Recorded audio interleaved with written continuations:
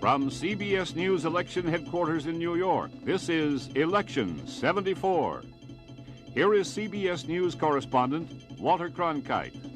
Good evening. For some of you, that's good evening again. Polls now have closed or partly closed in 12 states, and the returns already are coming in from this off-year election for the seats of 35 governors, 34 senators, all 435 members of the House of Representatives, some 6,300 members of state legislatures in 45 states. Traditional in non-presidential elections such as this, the party in the White House loses seats. And all the signs this year point to no shattering of that tradition. Quite the contrary. In fact, it's the year of the Democrats, it seems. The big question now is how much the voters will hold the Republican candidates responsible for and how much they've got to pay for. Watergate and flat pocketbooks and no jobs in many cases. The issues that dominated the campaign. That we will know before this evening is over. And as this story unfolds, with me here and to share it with you is a team of veteran CBS News correspondents. Mike Wallace watching the East, Roger Mudd covering the South, Dan Rather the Midwest, and Leslie Stahl the West. John Hart's going to be looking for trends, particularly as they affect the House of Representatives. And for his wisdom and insight, Eric Severide is on hand again with us tonight. Of course, we're not doing this thing all alone. Looking more and more like he'd come to us from the mafia for the evening. Of course, we're not doing this thing all alone. There are hundreds of professionals here in election headquarters with us, thousands more spread across the country to collect and correlate, report the story of this election. Periodically, through the evening, we'll yield the screen to our affiliates, the stations you're watching, for more detailed reports on those races of special local interest to you, wherever you are. This early in the evening, we're watching two races in particular, the Senate contests in Kentucky and Indiana, for whatever clues they may give us to the overall outcome. And we've already been able to make some determination on how things are going in Kentucky. We'll get that story from Roger Mudd. Walter, the Republican Party's last statewide office holder, Marlo Cook, tonight has gone down the drain. 6 years ago, the GOP had almost everything in Kentucky.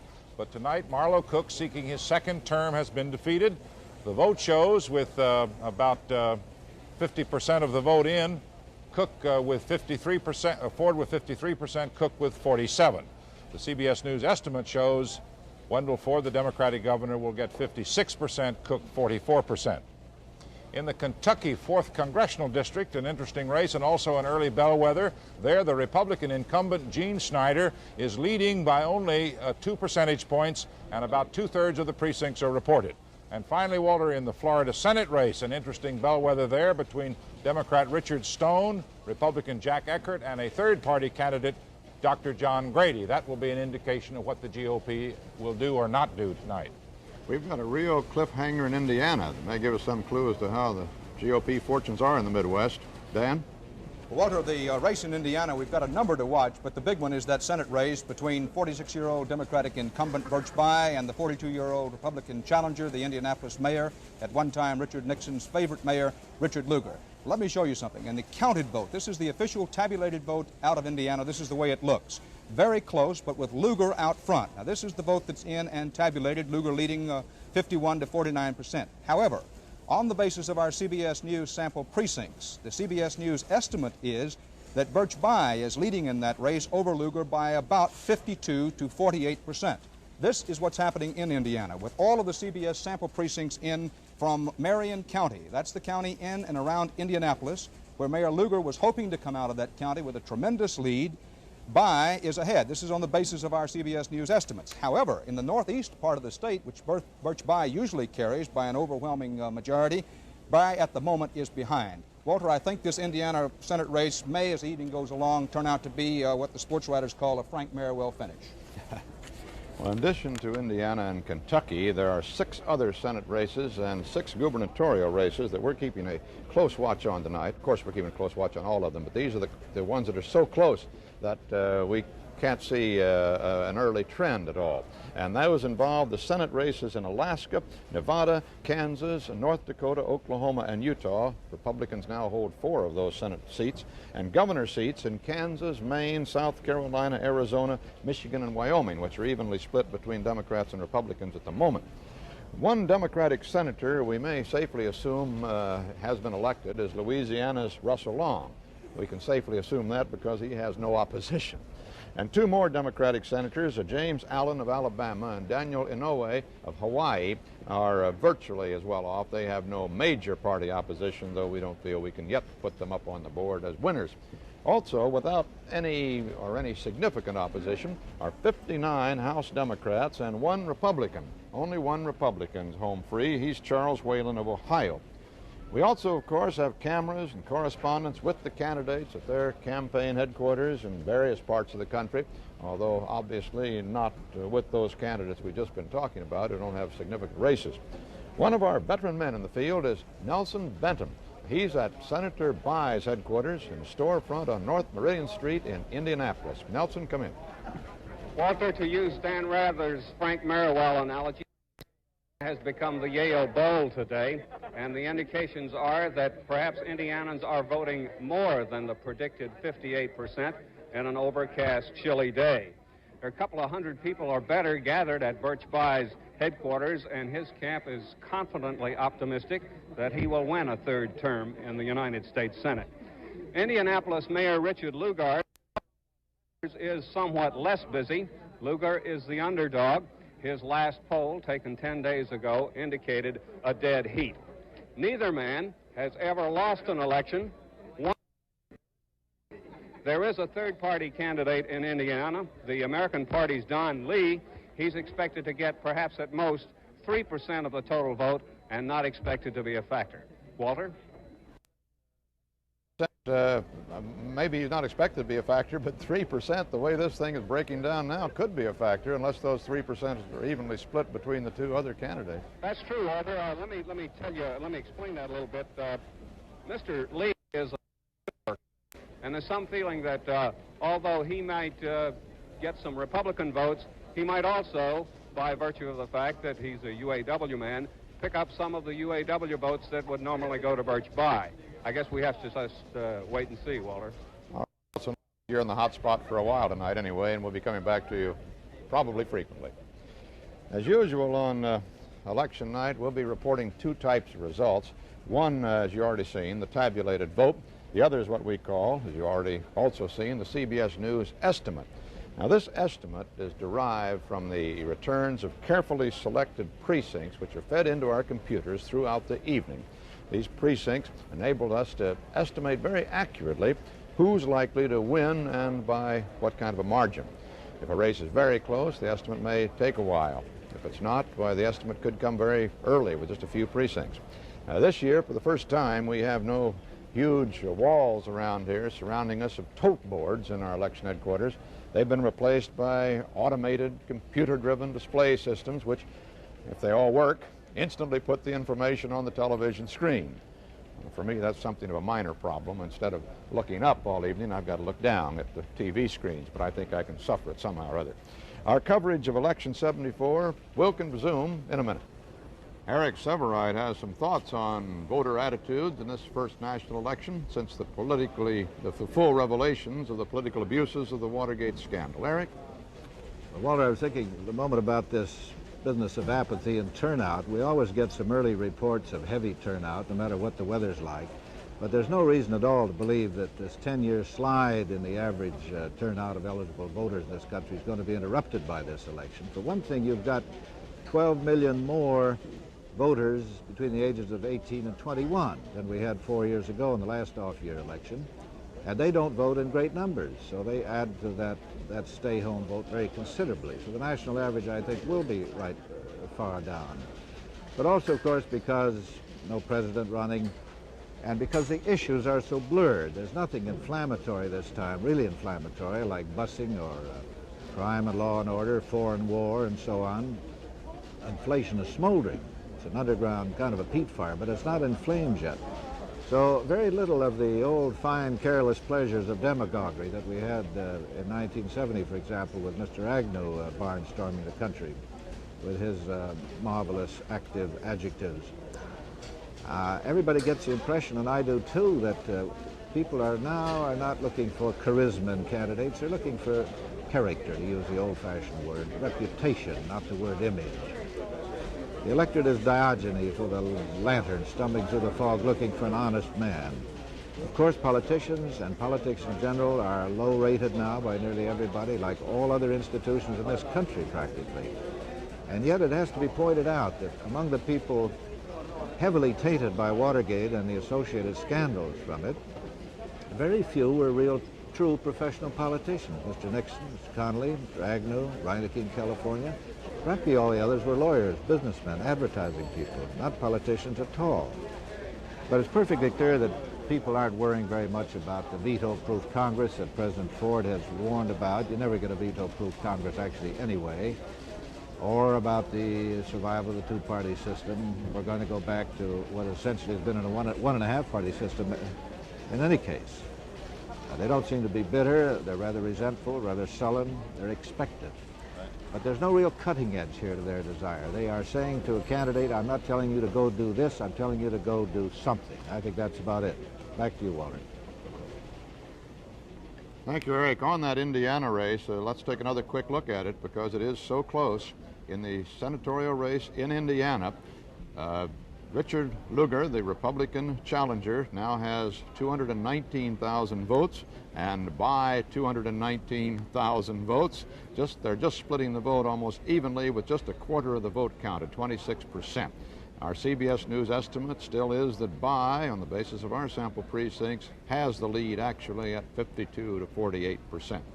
And should he hold it, will safely hold on to that Democratic seat in the Senate of the United States. Mike Wallace, I know that most of your eastern states don't close their polls for another 45 minutes or so now, but what are we going to be looking for when the returns do start coming in on us? Well, Walter, there are 9 races for governor and 6 for the Senate in the East tonight, and when it's over, we are told the East is going to look a good deal more like Democratic territory. Let's begin with the New York governor's race. The Rockefeller years apparently are coming to an end, 16 years of his money and influence on politics in this state. Hugh Carey, a Democrat congressman from Brooklyn who wasn't even known to one New Yorker in 20 a year ago, dyed his hair, lost 20 pounds, and went on television. And apparently he's going to defeat Rockefeller's hand-picked successor, Governor Malcolm Wilson. To do it, Carey has managed to persuade both organization and reform Democrats to support him in New York, and that hasn't been done in this state in a long, long time. The polls don't close in New York for about 2 hours. Up in Connecticut, a Democrat will apparently take over the State House vacated by Republican Tom Meskill. Ella Grasso expected to win over her fellow congressperson Robert Steele because she is better known, she is a consumer advocate, and perhaps most of all, Democrats out-register Republicans in Connecticut now by about 150,000. There could be a surprise up in Massachusetts. Massachusetts was supposed to turn Democratic this year, but the polls within the last 2 or 3 days say it's going to be a good deal closer than expected. Republican Francis Sargent has been governor up there for 6 years. He runs a state where the unemployment rate is at least 2 points higher than the national average. He faces a tough, bright, well-organized young Reform Democrat named Michael Dukakis. Surprisingly, this race looks too close to call right now, ahead of time. We should begin to have some results from Massachusetts in about an hour. In the Senate, most attention in the East focuses on that bitter name-calling battle between Jacob Javits and Ramsey Clark. Clark has said that integrity in politics is the central issue of our time, and he has tried to paint Javits as a trimmer, an opportunist, a tool of the special interests. Javits has called Clark an ineffectual do-gooder. It begins to look, though, as though Jacob Javits will be returning to Washington for a 4th term. 2 incumbent, liberal, anti-Nixon Republican senators, Schweiker of Pennsylvania, Mathias of Maryland, are apparently going to be reelected, both supported by Labor, both amply financed. In the House in the East, Democrats could pick up some strength. 2 seats to watch involve staunch defenders of Richard Nixon on the Judiciary Committee. You'll remember them, Charles Sandman especially, and Joseph Maraziti of New Jersey, both of them in tough races. And finally, in that same state, New Jersey, a referendum on legalized casino gambling. If the voters okay it, Walter, Atlantic City could wind up Las Vegas East. Mike, before we leave the East, you want to take a look at your New Hampshire returns up there. I find it somewhat interesting. 2% of the vote is in so far, but look at there, Mildred Thompson, the incumbent Republican governor, has a 62% lead over his Democratic opponent, but in the Senate race, the Democratic challenger for that seat being left open by the retirement Norris Cotton is running ahead of Lewis Wyman, the Republican. So couldn't you read into that 2% of the vote that very possibly the Democrats may pick up a surprise seat in New Hampshire? If they pick up a seat in New Hampshire, that will be a big surprise. What has happened there, of course, is the fact that Lew Wyman, who's a conservative congressman, been in office for about 6 terms down in Washington, got tagged a little bit by Watergate. It seems that he introduced Ruth Farkas to somebody on the re-election committee, I believe Maurice Stans. Ms. Farkas wound up giving $300,000 to the Richard Nixon campaign in 1972, and she wound up as an ambassador to Luxembourg. Eventually, Leon Jaworski said that Wyman did nothing illegal, but it is possible up there that Lew Wyman is suffering on that account. It does seem to be, the figures seem to be saying that for the moment anyway, Walter. And in Florida, our CBS News estimate is that Governor Ruben Askew has, as expected, easily won re-election as the governor of Florida, turning back the bid of Republican Jerry Thomas. CBS News coverage of Election 74 continues after this message.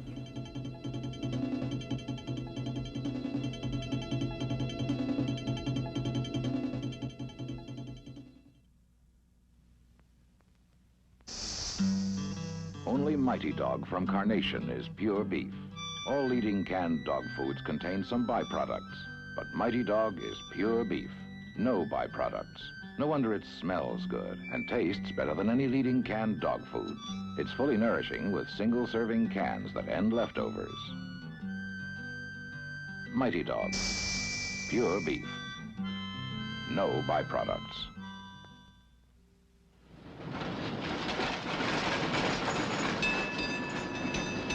Well, great apartment. Nice of Al to let me use it while he's gone. Hey, there's the coffee pot. Guess I'll have to drink it black. What's this?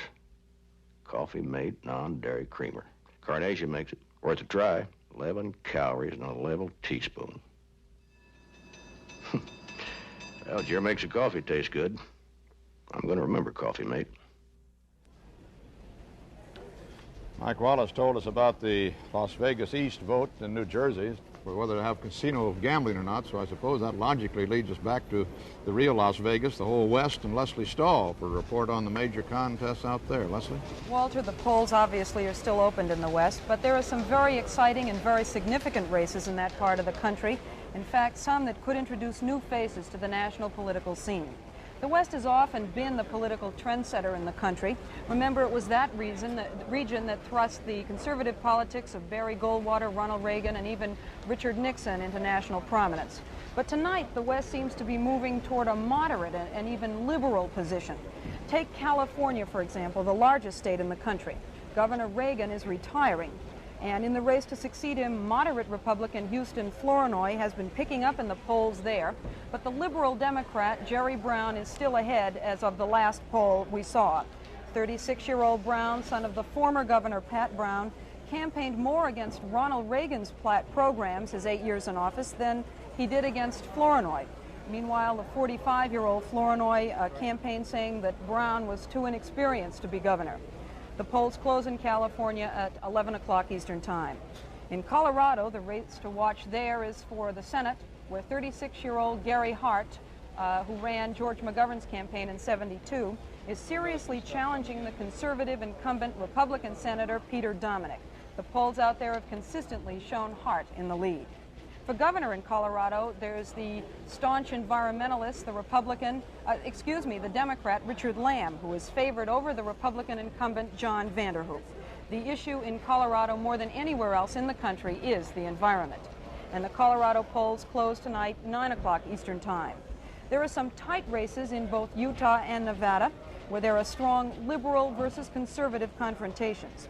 And persons of Spanish-American heritage have good chances to win races for governor in both Arizona and New Mexico. Hawaii may have the country's first governor of Japanese ancestry, and there could be an Eskimo from Alaska in the House of Representatives. The West has its share of women candidates, too. A woman is running for Senate from Oregon and for governor in Nevada. The polls in the West are still open, but within a couple of hours, we should have an idea of who has won the West. Walter?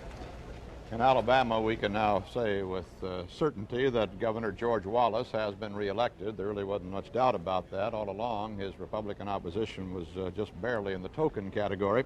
Now, with the first returns in, it is confirmed Governor Wallace will be returned to the State House in Montgomery and prepare, presumably, for his role in national politics in 1976. In that Indiana race that we've been watching very closely, very close race, Birch Bayh, the incumbent Democrat, has moved into the lead now on the basis of the tabulated vote for the first time. 30% of the vote in, and as you see there, Bayh has 51% now to Indianapolis Mayor Lugar's 49%. Our CBS News estimate now has strengthened Bayh's lead on the basis of our sample precincts to 53% to 47% for Lugar, and if that continues, Birch Bayh will be the winner in Indiana. This is Walter Cronkite at CBS News Election Headquarters. Back at our CBS News election headquarters, where our CBS News estimate now says that Birch Bayh has won re-election as the senator from Indiana in a very close race with the mayor of Indianapolis, Richard Lugar, a favorite young possibility on the Republican side. We believe that when all the votes are counted, Bayh will have 53% of the vote and Lugar 47%.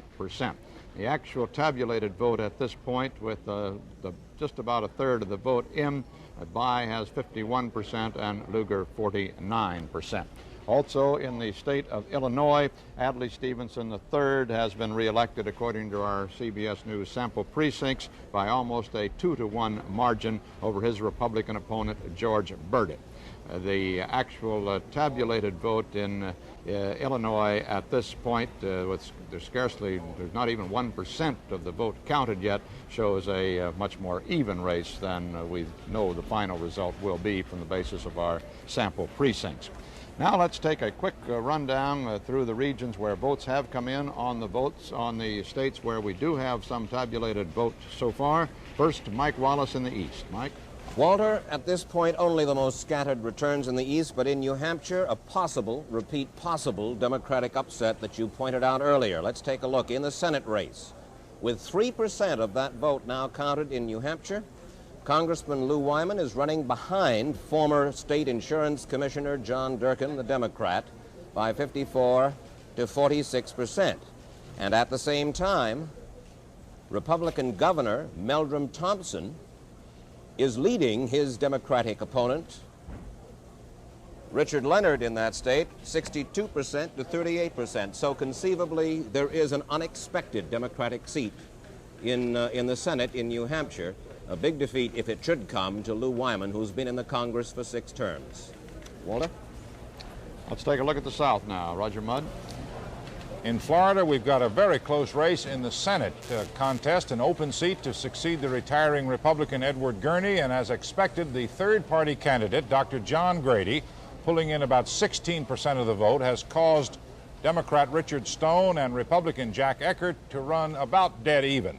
In Alabama, in the Senate, James Allen has been elected to his 2nd term. In the Alabama gubernatorial race, George Wallace has been elected to his 3rd term. In the Georgia governor's race, George Busby, majority leader in the state legislature, elected governor. And in the Georgia Senate race, Herman Talmadge elected to his 4th term. Walter? You got a close race going, or not a close race, but you've got, well, it's pretty close, isn't it, in Florida on the for the Senate seat in Florida, haven't you? That's the 3-way race between Eckert, Stone, and John Grady. That will not be decided for a while because we can't tell yet what Dr. Grady is going to do. If he holds at 16%, as the indications are, it will be quite a while before we can get a break on that. And rather, how about the Midwest? Walter, here's what we're looking for in this next 10 to 15 minute period. Since, by the CBS News estimate, Birchby has been reelected in Indiana, Adlai Stevenson in Illinois. Here's now what we're looking for. Gilligan Rhodes in what is expected to be a tight race for governor in Ohio. How big will astronaut John Glenn's margin turn out to be in that Ohio Senate race? Dole versus Roy in the tight Kansas Senate race. Dole, the Republican incumbent, trying to hold on. Milton Young, another Republican incumbent, trying to beat back the challenge from Democrat William Guy in North Dakota. Let me show you something in Indiana, if I may, with a member of the House Judiciary Committee. This is a House seat in Indiana. That's the Lugar race, the official tabulated vote.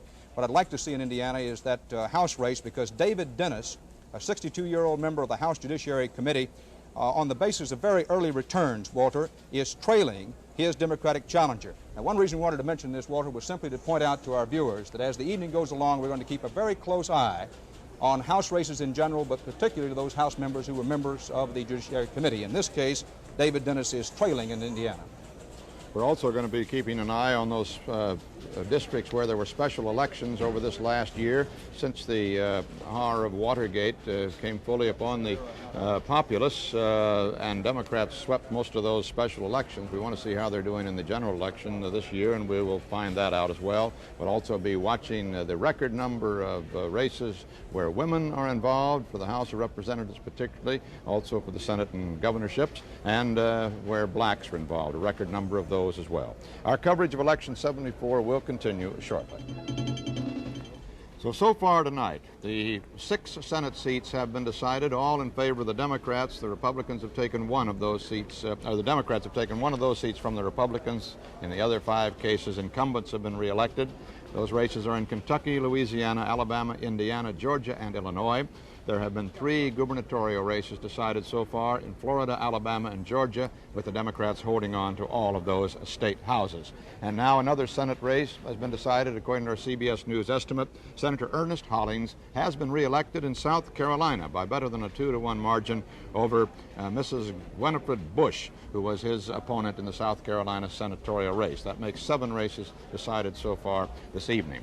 Let's take a rundown of our computer readout screens here on some of the vote that has been tabulated so far across the country. In the East, for instance, in Maine, we see in the gubernatorial race in Maine, with about 1% of the vote counted, there James Irwin, the Republican candidate, has 44% of the vote, and Charles Mitchell, George Mitchell rather, the Democratic candidate, 27% of the vote. James Longley, the independent, is running a very strong race. As Mike Wallace reported to you earlier, 29% of the vote.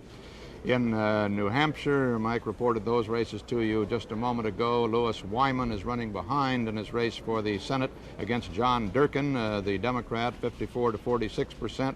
And in the New Hampshire gubernatorial race, Richard Leonard is running behind incumbent Republican Mildred Thompson, some 38 to 62%. In Vermont, there are some returns in now. 4% of the vote is in Vermont. And in the Senate race in Vermont, Patrick Leahy is running behind the Republican Richard Mallory, 43 to 57%. In the gubernatorial race, Walter Kennedy, the Republican challenger, is 46% to the incumbent Governor Thomas Salmons, 54%. In the Middle West, in Illinois, as reported, Adlai Stevenson has won there to return to the Senate. In Indiana, Birchby will be returned by the voters of that state. In Michigan, in the gubernatorial race, that is supposed to be a very close one there. There isn't 1% of the vote counted in Michigan yet, but those votes that have counted show Sander Levin, the Democratic challenger, with 123,000 to 76,000 for the incumbent, Mr. Milliken, and his percentage is 62 to 38%. That's with less than 1% of the vote counted, so it's not very meaningful as yet. In Missouri, less than 1% of the vote counted also, but there in the senatorial race, Tom Eagleton is running behind Tom Curtis, 53 to 47% for Tom Curtis, the former congressman who Tom Eagleton, the one-time very brief vice presidential candidate, defeated just 6 years ago. In Nebraska, there the incumbent governor, with less than 1% of the vote counted, has jumped into an early lead. J.J. Exxon, the Democrat, over his opposition Richard Marvell. In the South, running down the board on the South so far, we have heard calls on the CBS News estimates from Roger Mudd that James Allen has won his Senate seat in Alabama, and George Wallace won his governorship in Alabama without any trouble at all. There are early returns in from Florida, about 4% of the vote counted, and there in that Senate race, Jack Eckert, the Republican, has 23,000 votes to Richard Stone's 22,000, a 42 to 40% lead with a third-party candidate, the American Independent Party, and George Wallace holding an 18% balance of power vote so far, with 4% counted in Florida. In the Florida gubernatorial race, Reuben Askew has been reelected with very little trouble at all. The same thing applies to Herman Talmadge in the Senate in Georgia, and to George Busbee, the gubernatorial candidate in Georgia, who also has won. And in Kentucky, the Democrats having taken that Senate seat from the Republicans, Wendell Ford, the governor, defeating incumbent Marlowe Cook. In North Carolina, the race at this point in North Carolina looks like this. As you see, the Republican and, well, there really aren't very many returns there yet at all, are there, from North Carolina, but the Democrat has jumped into an early lead. Robert Morgan, as expected, 62% to 38% for the Republican candidate. In the South Carolina Senate race, Ernest Hollings has won there. And in the South Carolina gubernatorial race, with 2% of the vote counted, it's rather interesting at this point. We see James Edwards with 52% of the vote. He's the Republican candidate, and it was expected that he might indeed sweep to a victory there. As Roger Mudd told you earlier, he's got an early lead with 2% of the vote counted over William Jennings Bryan Dorn, the Democratic candidate. In the Tennessee gubernatorial race, Lamar Alexander and Ray Blanton, and there's not 1% of the vote counted in Tennessee yet, but Alexander has moved into a slight, rather substantial lead, but not very many votes counted as yet. And nothing in from the West, as we know. Those polls still have some time before they close. John Hart is at our trend desk and has some thoughts now on the power of incumbency in any election. John? Well, Walter, there is an early trend among the winners that we've estimated tonight, and that is, as you indicated, a trend toward incumbents. That's not surprising. Incumbents have history on their side. In the last two elections of the House, 97% of all incumbents won re-election to their old seats. This year they have a number of other things going for them, a number of dollars exactly. Special interest groups have contributed 80% of their money to incumbents, and in the Senate, the average incumbent running for office raised twice as much money as his challenger. In fact, the only Senate incumbent who raised less money than his opponent, Marlowe Cook, has lost. In addition, Common Cause estimates that the average member has used at least $50,000 worth of free mailing privileges this year prior to this election, making themselves and their views known to the folks at home. All of these are tremendous advantages of the incumbent over the challengers. And later on tonight, Walter, we'll be seeing which kind of incumbent does better, Democratic or Republican. Incumbency also counts in the control of those state houses, John.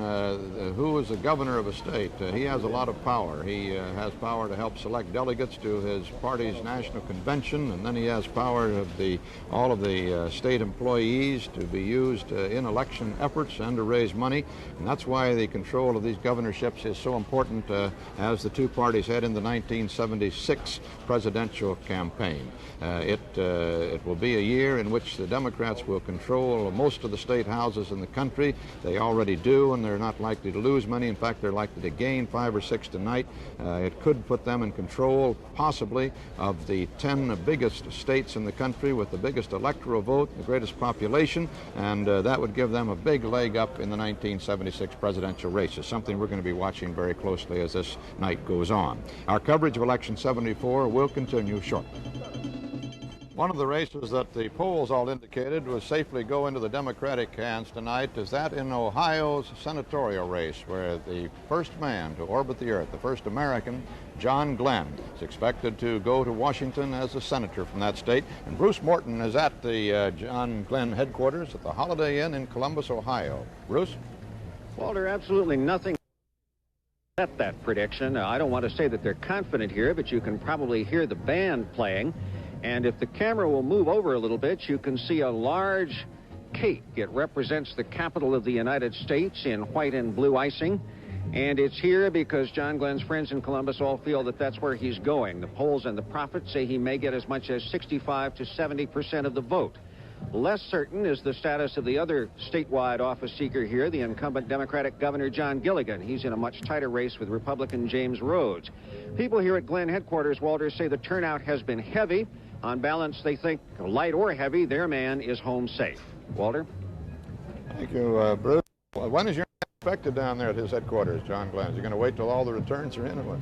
Well, he said that he either until his Republican opponent Ralph Peart, the mayor of Cleveland, had conceded, or until the returns were mathematically certain one way or the other. We have some hopes that we may be able to see him a little before that. No returns at all in from Ohio yet, of course.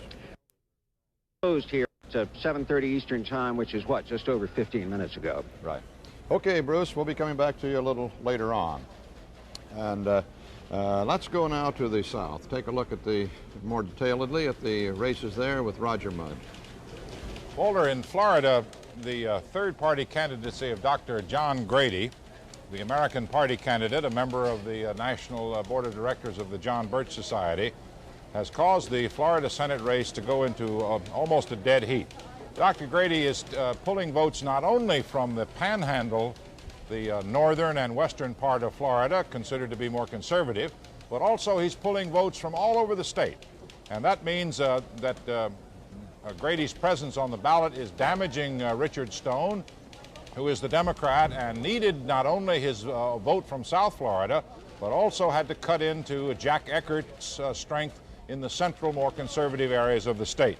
So with the returns early from Florida, there is no trend there. That will be one we'll have to watch for sometime this evening.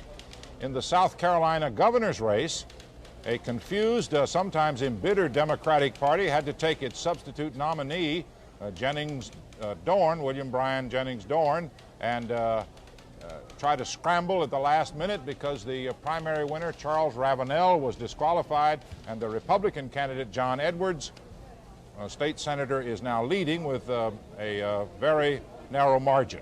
In the Kentucky Senate race, the victor there is the Democratic Governor Wendell Ford. The loser, Marlow Cook. Governor Ford did well all over Kentucky. He neutralized Marlow Cook's strength in Jefferson County around Louisville and did very well in the other cities of the state.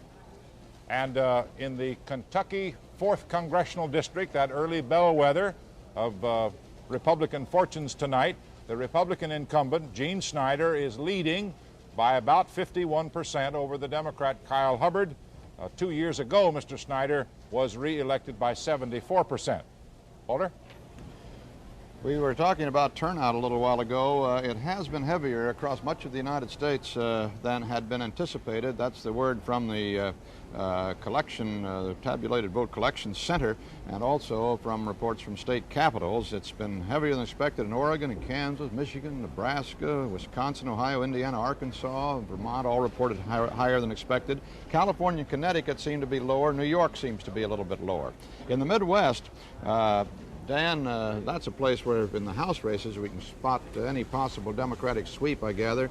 Have you got any guidance yet on those races? Exactly, Walter. We do have some guidance, and here's the thing to keep in mind, that the Midwest is the only section of the country that still has more Republican House members than it has Democratic House members. Now, if this is to be any kind of earth slide for the Democrats tonight, first of all, you'll be able to tell it in the House races. Secondly, you'll be able to tell it first, I think, in the Midwest.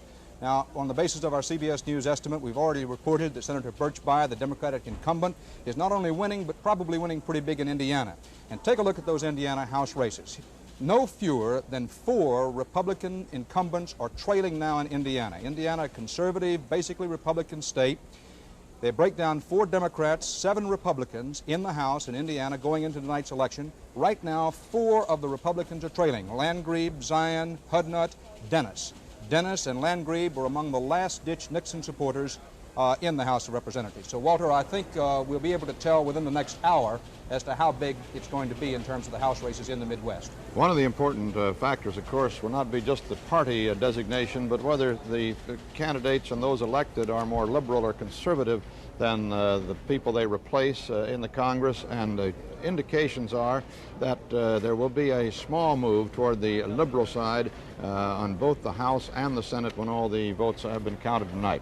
And now our CBS News estimate is that on the basis of early reports from our sample precincts that John Glenn, the astronaut, is a landslide winner in the Ohio Senate race, that he will win with over 70% of the vote when all the votes are tabulated there. And in North Carolina, Robert Morgan, according to our CBS News estimate, has been elected to the Senate there. This is Walter Cronkite at CBS News Election Headquarters. Good evening again from our CBS News Election Headquarters, where we've been following the vote tabulation across the country so far tonight. The turnout today was larger than expected in many states, a little smaller than expected in some others. Smaller in California, Connecticut, and New York, larger in a lot of other states, however.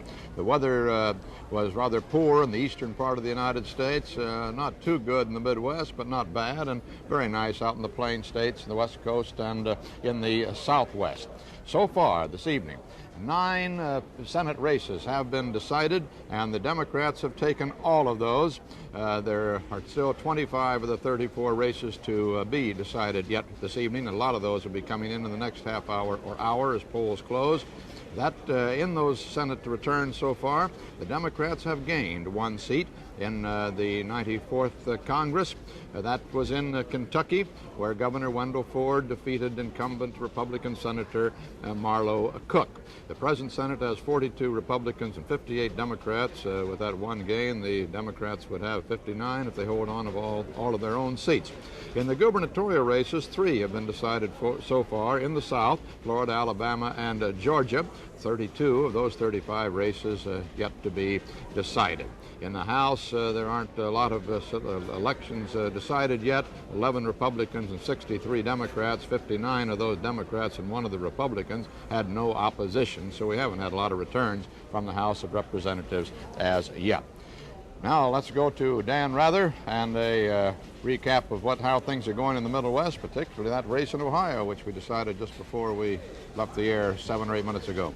Walter, as you reported by our CBS News estimates, John Glenn is going to win overwhelmingly in Ohio, but the governor's race in Ohio, Gilligan versus Rhodes, may turn out to be a little closer, and I'll tell you in just a moment, but I think it might be worth remembering that ex-Senator Young in Ohio said of John Glenn, quote, John Glenn never landed on the moon, John Glenn never even went around the moon. All John Glenn ever did was go around the earth in a semi-crouched position. Well, now what John Glenn has done in addition to that is not only win, but win in wipeout fashion. It may very well be that John Glenn will wind up to win by the largest margin in Ohio history, and if he does, you can bet the ranch that he is going to be at least a vice presidential potential on the Democratic ticket for 1976. Glenn did very well in working class neighborhoods, winning by margins 2-to-1 and better. In Cincinnati and Columbus, Glenn ran nearly 25% better than Democrats usually do in those areas. However, based on early returns, the Republican gubernatorial candidate in Ohio, James Rhodes, the former governor, is making a strong showing, and that race could turn out to be close against the incumbent Democrat, John Gilligan. Walter will simply have to wait and see. Dan, you know, there's an interesting thing about that race out there, which I know you know, but the esoteric nature of politics, the subtleties of the great game of politics are being played in that whole Ohio race. There's no love lost, as we know, between John Glenn's campaign and that of Gilligan's. Gilligan wanted Glenn to run as lieutenant governor, and Glenn didn't want to do that, and that kind of caused some friction. And then Gilligan named Howard Metzenbaum to the seat vacated by Saxby, the Republican, went on to be Attorney General, and that didn't please Glenn at all. And then Gilligan supported Metzenbaum in the primary. Glenn had to knock Metzenbaum off. Well, the problem with that thing is that now Gilligan sees himself being overshadowed by Glenn, and there were reports afoot that the Gilligan people were saying that Glenn would win by at least 1 million votes. hoping that if he didn't win by 1 million Exactly. votes, it would look like he didn't do as well as expected and would kind of take some of the shine off of his victory. Exactly. Walter, one other point. I know you want to move on to something else, but... Matter of fact, we're going to move on to John Glenn himself. Well, this Glenn race, keep in mind as he talks there in Ohio, I know he's walking into the room, it may mean trouble for at least Dan Devine, the Republican congressman around Columbus. He could be wiped out with this very strong Glenn showing. Right. And there we can see on our screen from Columbus, Ohio, the Holiday Inn headquarters of John Glenn. John Glenn. Hello, John, and hello, Bruce Morton is with you. Walter, how are you? Glad to talk to you again. Congratulations. Thank you. Colonel Glenn, I guess we might start by saying project you as a winner. I think everybody projects you as a winner. You're here looking like a winner. What did it? Was this, among other things, a good year for somebody who was well-known and popular and not a politician? Well, with all due respect to the projections, I'm waiting for the final vote to come in. That's the only one that really counts, but things look pretty good, of course, and I don't know. About a year ago, we determined we would just go directly to the people in Ohio when we were having some difficulties on who was going to run for what office that Walter was referring to a few moments ago there. And so we did exactly that. We went to the people, and in the primary, that came through, and we never really let up after the primary. We just continued right on running all through the year. And so I think it's paid off. And the people in Ohio this time, turning out apparently in record numbers this year, have been, they haven't been apathetic when we've been with them. They've been interested in issues and talking about the concerns and inflation and cost of living and not just a cosmetic type interest, not just a little interest, but a real in-depth discussion of these things. And we've participated in that just back and forth across Ohio all year. And so I think that's what has done it for us. Colonel Glenn, obviously, anybody who wins big in Ohio is a factor in national politics.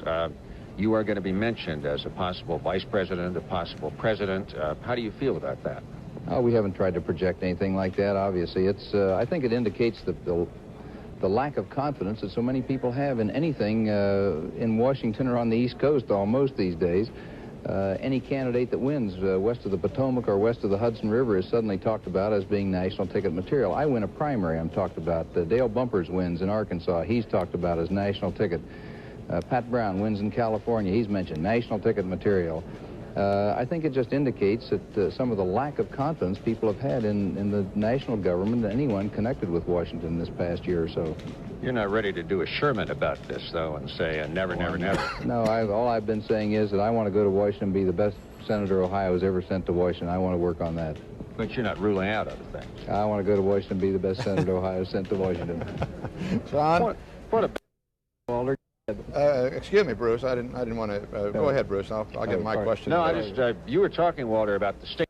And there is some Gilligan-Glenn rivalry, assuming that we're right and you win. Can you now assume some greater share of control of the state party mechanism that's been entirely the governor's?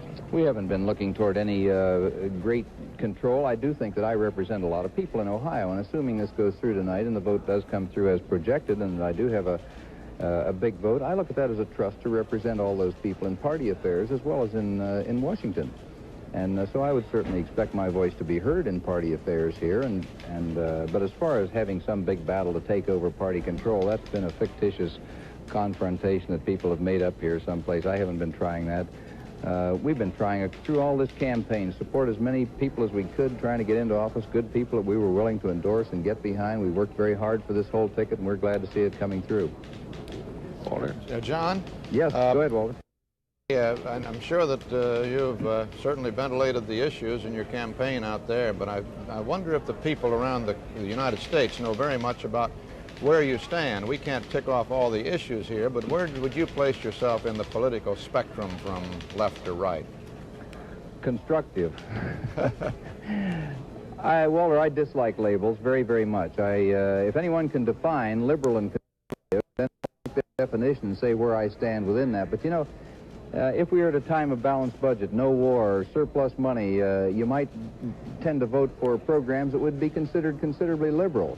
At other times, such as we're in now, where you might want to not vote for such programs as that, it would be considered conservative. But each instance, it would be a conservative. It would be a constructive stance.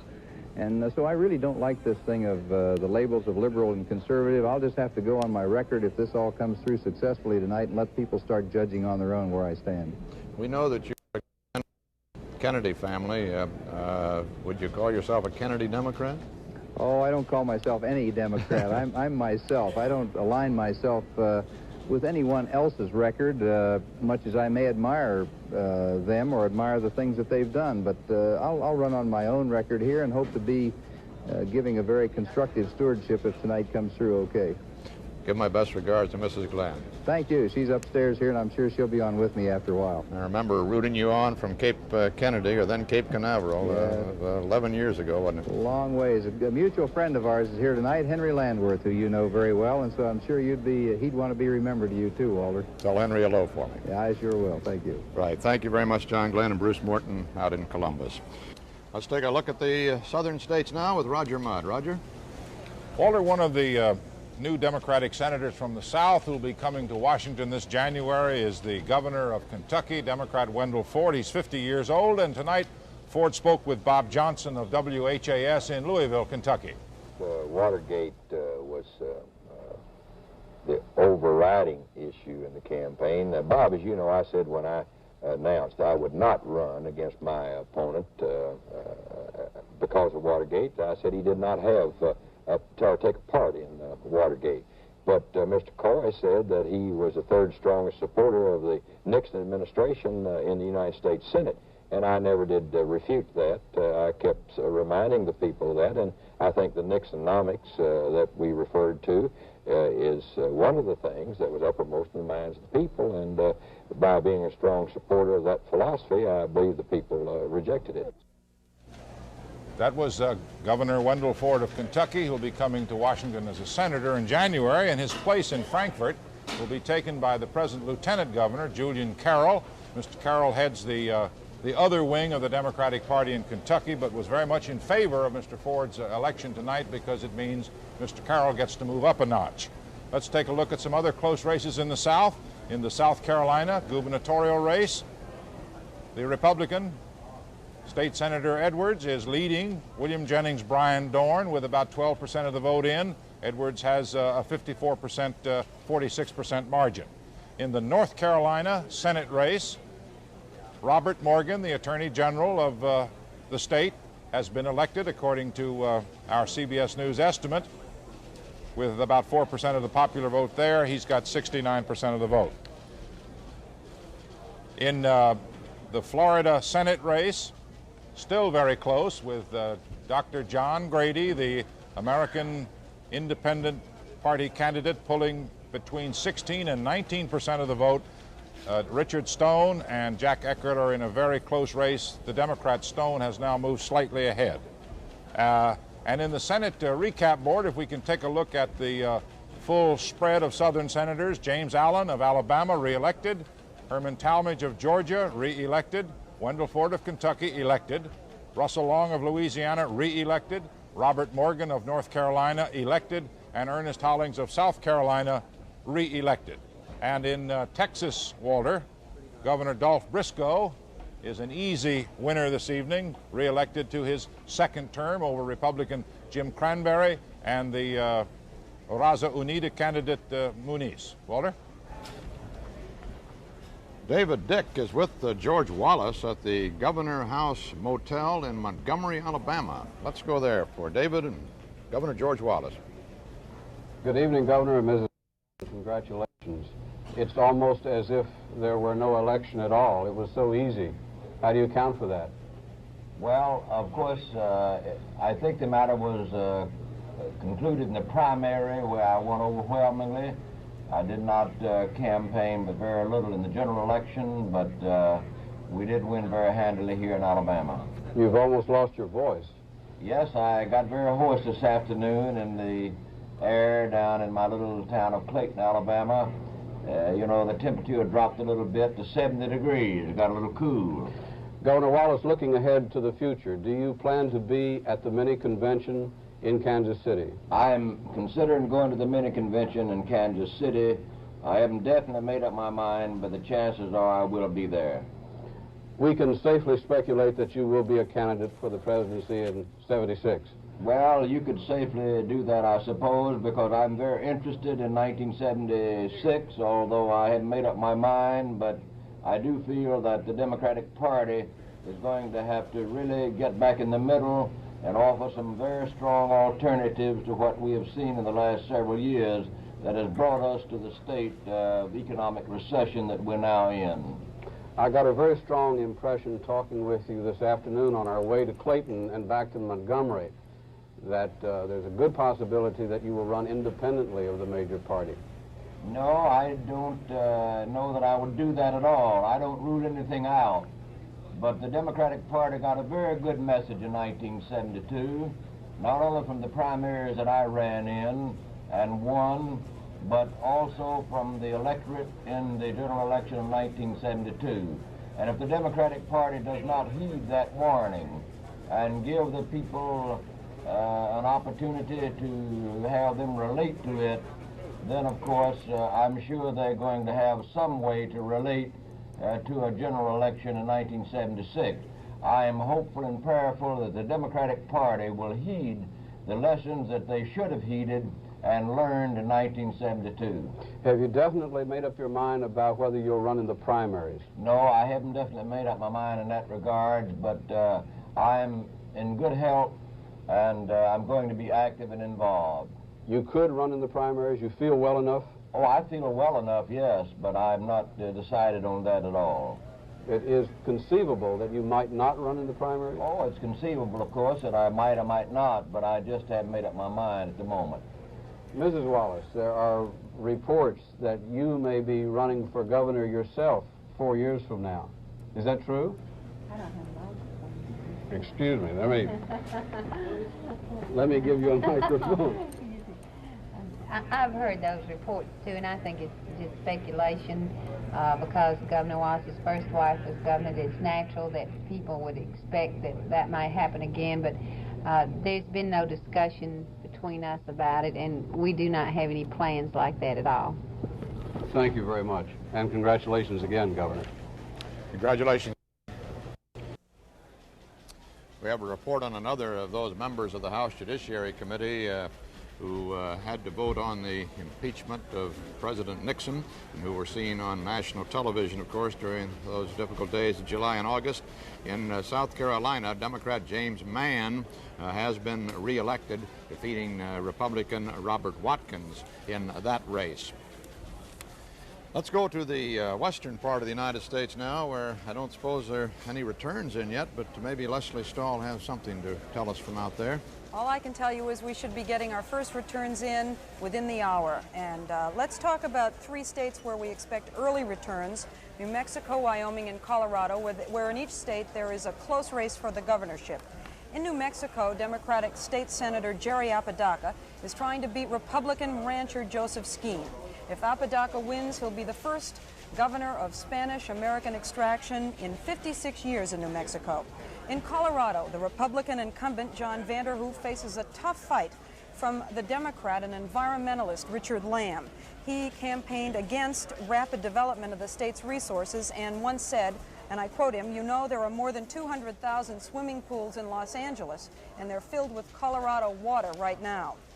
Water is also a major issue in the Wyoming race for governor, where trucking company owner Dick Jones, a Republican, is in a tight race with the Democratic candidate lawyer Ed Hirschler. Walter? In the Tennessee governorship race, the CBS News estimate is that that seat will be taken away from the Republicans, returned to Democratic hands, that Ray Blanton, the Democratic candidate there, will win with 55% of the vote over Lamar Alexander. And the actual tabulated vote so far from Tennessee shows Blanton leading with just about that percentage, 56 to 44, with just over 10% of the vote counted. Tonight in California, the man whose presence as President of the United States meant so much to this campaign through the Watergate scandals is said to be not watching the returns on television.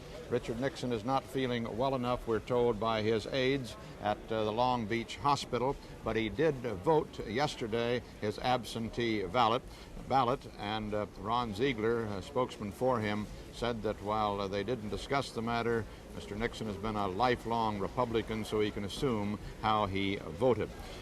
We haven't heard today from Vice President Agnew, who also resigned in disgrace, and the two men who ran against them in 1972 are both, one is still in politics. George McGovern has a tight race in South Dakota to return to the Senate, and we'll be getting some returns on that in the next hour or so. Tom Eagleton, who briefly was his vice presidential candidate, is running in Missouri. This is Walter Cronkite at CBS News Election Headquarters.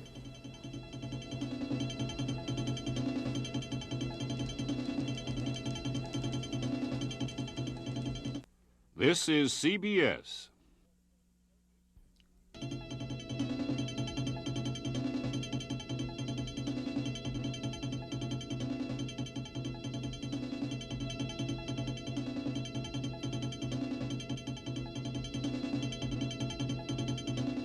From CBS News Election Headquarters in New York, this is Election 74.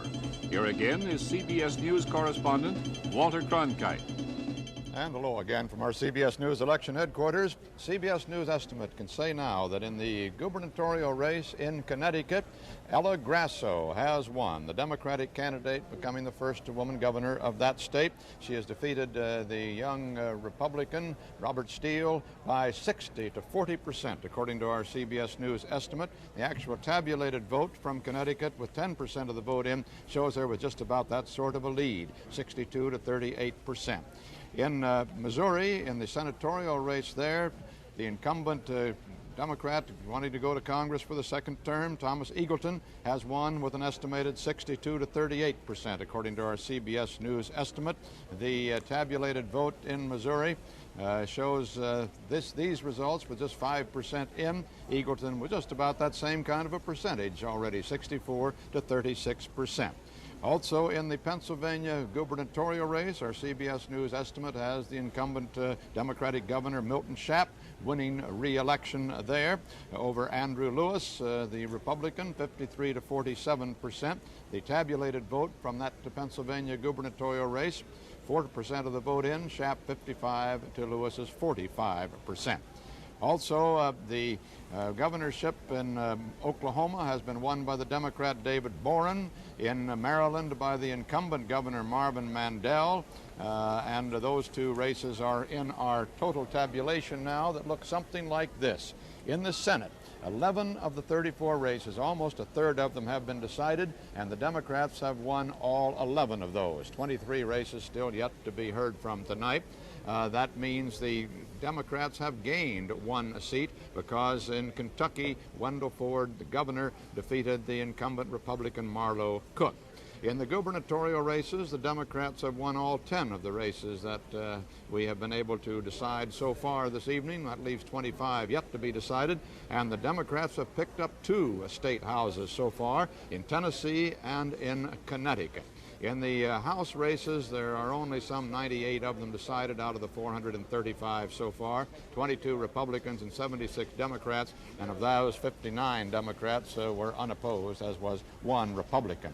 And now in Vermont, there's a call in the gubernatorial race there. But Mike Wallace can tell us about that as he runs down all of the eastern region races. Mike? Well, Walter, Governor Thomas Salmon has been reelected in Vermont over Republican Walter Kennedy. 15% of the vote has been counted so far in Vermont, and as you can see, it's a very small amount. Thomas Salmon running against Walter Peanut Kennedy. Salmon is only the second Democrat in Vermont's history, I guess, that who has been governor of that state. He has tried to keep Vermont a secret. He doesn't want people moving in. Let's go to some of the other gubernatorial races, though, that you announced. First of all, let's go to Pennsylvania, where Milton Schaap has been apparently reelected, according to the CBS News estimate. With 4% of the vote counting, you can see that Schaap is well ahead. And CBS News estimates that when it is all put together, Schaap will take 53% of that vote over Andrew Lewis's 47%.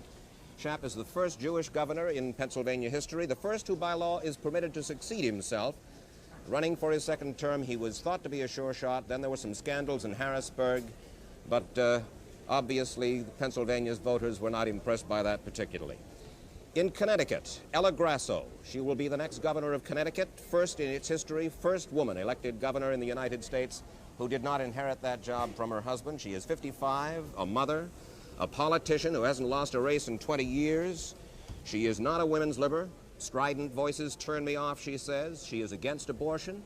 She got only a 60% rating from the women's lobby in Washington. That does not mean that she is anti-feminist, but she saw some polls early on in Connecticut which showed that the Italian Catholic male was a little bit leery of women running the money affairs of the state of Connecticut. And the Italian Catholic male is a big part of the voting population in the state of Connecticut. Therefore, she downplayed the women's lib item. Incidentally, Abe Ribicoff has been returned to the Senate by a huge margin in the state of Connecticut. According to the CBS News estimate, when all those votes are in, Abe Ribicoff will wind up with 64% of the vote.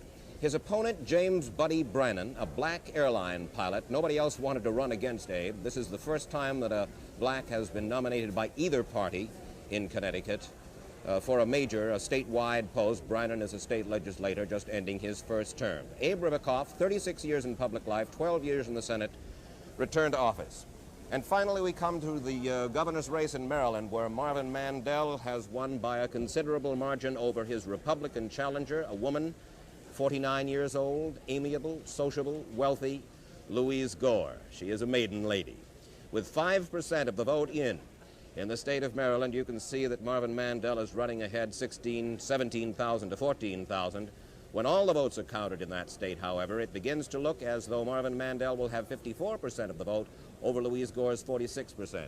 That race, incidentally, Walter, turned a little mean. Marvin Mandel suggested that he thought that there was a double standard going on there. He just didn't know how to campaign against a woman. And it was a ladylike or gentlemanly campaign until about 3-4 weeks ago. They held a joint news conference which turned into a shouting match. Governor Mandel was less than gentlemanly with Louise Gore. She said, "I am not going to appear in public with that fella anymore." Then he pointed out that she was quoted as saying that her daddy picked up her personal expenses. She said, "Well, talk about family. How about that fella? Well, you know all about him." And of course, Marvin Mandel had been divorced while he was in the State House. The campaign went downhill from there on. Marvin Mandel returned for another term in the State House in Annapolis. On the other hand, the Connecticut race with Ella Grasso never got into that kind of thing at all. But Robert Steele did say, didn't he, one time, Mike, that he was having an awful time. He just didn't know how you struck out at a woman opponent. That's correct.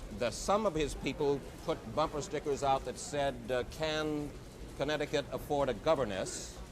And some others said, "Let's have a fella instead of Ella."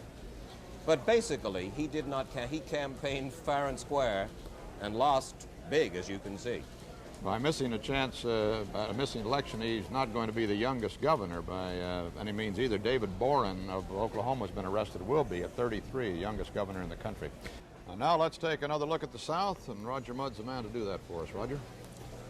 Walter, David Boren, the young new governor, incoming governor in Oklahoma, as you reported, 33 years old. He's from Seminole, and until this last go-around, he was an obscure state legislator who moved into the gubernatorial primary, the Democratic primary. The party really was sodden with corruption out there, and Boren just clobbered the incumbent governor, David Hall, and Congressman Clem McSpadden, and he campaigned with a broom, and he walked along the Oklahoma highways, and tonight he is the victor over his Republican opponent, Jim Imhoff.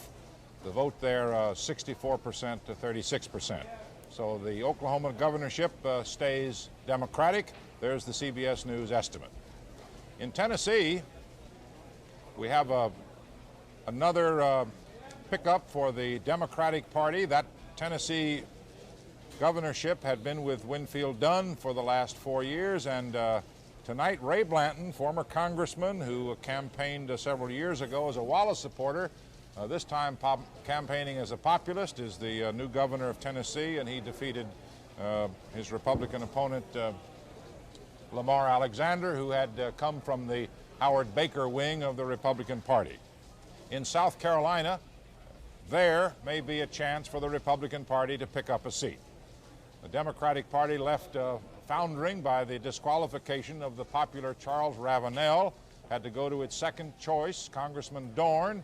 It took Dorn a couple weeks to get his campaign reassembled, and apparently he has not been able to catch up. The Republican, State Senator Edwards, a conservative from Charleston, is now leading Congressman Dorn. So let's take a look this evening at our gubernatorial recap board for the South, and you can get a quick look at what's happened at the state houses. Alabama re-elected George Wallace. In Arkansas, David Pryor, former congressman, is ahead, but not enough votes to report definitively there. In Florida, Reuben Askew re-elected. In Georgia, George Busby has defeated Machine Gun Ronnie, the mayor of Macon, whose campaign symbol was a machine gun because of his shoot-to-kill orders during some racial trouble there. Busby is the new governor of Georgia. In Oklahoma, as we reported, Boren the governor. In South Carolina, that's still too close to call. In Tennessee, a Democrat, Ray Blanton, taking that seat from the Republicans. And in Texas, that seat remains Democratic with Dolph Briscoe re-elected. Walter? Speaking of the youngest governor, the oldest incumbent congressman running for re-election is in Dan Rather's district. That's Ray Madden in Indiana. He's 82 years old. The oldest non-incumbent running for Congress is Granville Thomas, 71 years old, and is running in Kentucky. He's running against a pretty formidable opponent, too, Carl Perkins, the chairman of the House Education Labor Committee. Let's go to the Midwest, Dan. Give us a rundown of your interesting races out there. For one thing, Walter, Kansas is getting very hot indeed, and I want to tell you about that. But first, let's recap what's happening overall with the Senate races in the Midwest. We have enough of the returns in to say definitely in Illinois, Adlai Stevenson III is an overwhelming winner. Adlai Stevenson III has now taken the place of his father as the largest vote-getter in Illinois history. He broke his father's record in sweeping to victory tonight, carried some parts of Chicago by 85% and better. Birch Bayh has won the Senate seat in Indiana. Thomas Eagleton, incumbent Democrat, held on to his seat in Missouri, and in Ohio, John Glenn is sweeping to victory there for his first term as United States Senator. Now, let's take a look at Kansas and what's happening out there. We're beginning to get some returns from Kansas, and in what was expected to be an extremely close Senate race between the Republican incumbent, Bob Dole, one-time National Republican Committee chairman. With 4% of the vote in and tabulated, Dole has jumped out to a slight lead over Dr. Bill Roy, who is both a medical doctor and a lawyer, 53% to 47%. In terms of our CBS News estimate in Kansas, we do not yet have enough of our sample precincts in to even hazard a guess. We do know that Dole is winning in western and central parts of Kansas based on early sample returns. Roy is running very strong in the Kansas City area. Now, in the Kansas governor's race, this was not expected to be close. Vern Miller, the Democrat, was heavily favored, but the goateed lawyer and state senator Robert Bennett is out front on the basis of the returns that are in and tabulated. This would be an upset if Bennett holds on to win. Eric Clapton, the rock concert star, sings about "I Shot the Sheriff." Super Sheriff was the title of Miller, the nickname for Miller, the Democratic gubernatorial candidate who was favored out there. And if Bennett wins that race, you can bet he'll be going around singing, "I beat the sheriff." Now, I want to move quickly on to Ohio. The gubernatorial race there may again turn out to be a surprise on the basis of early returns. In and tabulated votes, Gilligan is leading Rhodes, but by not nearly the margin that was generally expected in that area. Rhodes' aide said the strategy was spend money on the tube and hide the candidate in the basement. And on the basis of these early returns, it looks like that strategy is paying off for James Rhodes, the Republican in Ohio, although Gilligan, the incumbent Democratic governor, does have the lead. In the Michigan gubernatorial race, that was the race Milliken, the incumbent Republican, one of the bright young hopes of the Republican Party, is trailing on the basis of these votes in and tabulated in Michigan, trailing Richard Levin, the Democratic challenger. This is a rematch of the race from the last time. In South Dakota, in the Senate race out there, not really enough of the vote in to tell very much. George McGovern, the Democratic incumbent, heavily favored in that race. We perhaps have more votes a little later on. The other story in the Midwest, Walter, is that in Indiana, most of the Republican congressional candidates are trailing in Indiana, and if that holds, I'll tell you what it could mean. It could mean that the Democrats' total in the House of Representatives, once all the returns are in, total number of House of Representatives could be 275, maybe even approach 300. Now, that's just a guess on my part, but I'm only saying that if this pattern that seems to be developing in the Indiana House races holds, that could be the kind of Democratic overall House victory that we'll be looking at, say, at 2 or 3 o'clock in the morning. Dan, in that 2nd congressional district out there, I've gathered all along that this is considered a real bellwether district as regards the effect of Watergate and the scandals on the various candidates, because here's a clear-cut one. Earl Landgrebe, the Republican incumbent, stuck with President Nixon right to the end.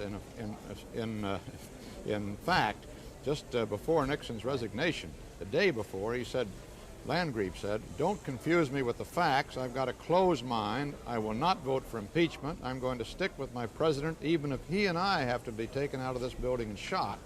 Well, apparently the electorate in the 2nd congressional district have taken him pretty much at his word, taken him out vote-wise, and done the job. It looks he has been defeated in the 2nd congressional district. Well, Walter, that certainly would be one factor. It's also true that Landgrebe had a reputation in his district for saying rather outlandish things anyway, outlandish his opponents called them. And while certainly his sticking by Richard Nixon was a factor, it got down to a personality race as well. This is frequently the case in these tight congressional races, as you know. And Dan, since we've been talking, that edge for Dole in Kansas over William Roy has narrowed a little bit, with 5% of the vote, and now it's 51 to 49%. It's going to be close, but Kansas right now is the one bright spot in the Midwest for the Republicans. We might say about that race also that William Roy, 48-year-old obstetrician, is also a lawyer, one of the 200 people in the country, is both a lawyer and a doctor. And during the campaign, he was ceremoniously made an honorable Kickapoo Indian chief. So he's lawyer, doctor, Indian chief. He's also the only candidate running this year, I think, who has a bona fide, documented, certified goatee. In Arkansas, our CBS News estimate is that Dale Bumpers has won election to the United States Senate to replace the man he knocked out in the primaries, the longtime head of the Senate Foreign Relations Committee, William Fulbright. Dale Bumpers will go to Washington. He's won that race. Our CBS News estimate is that there's no question that he will win.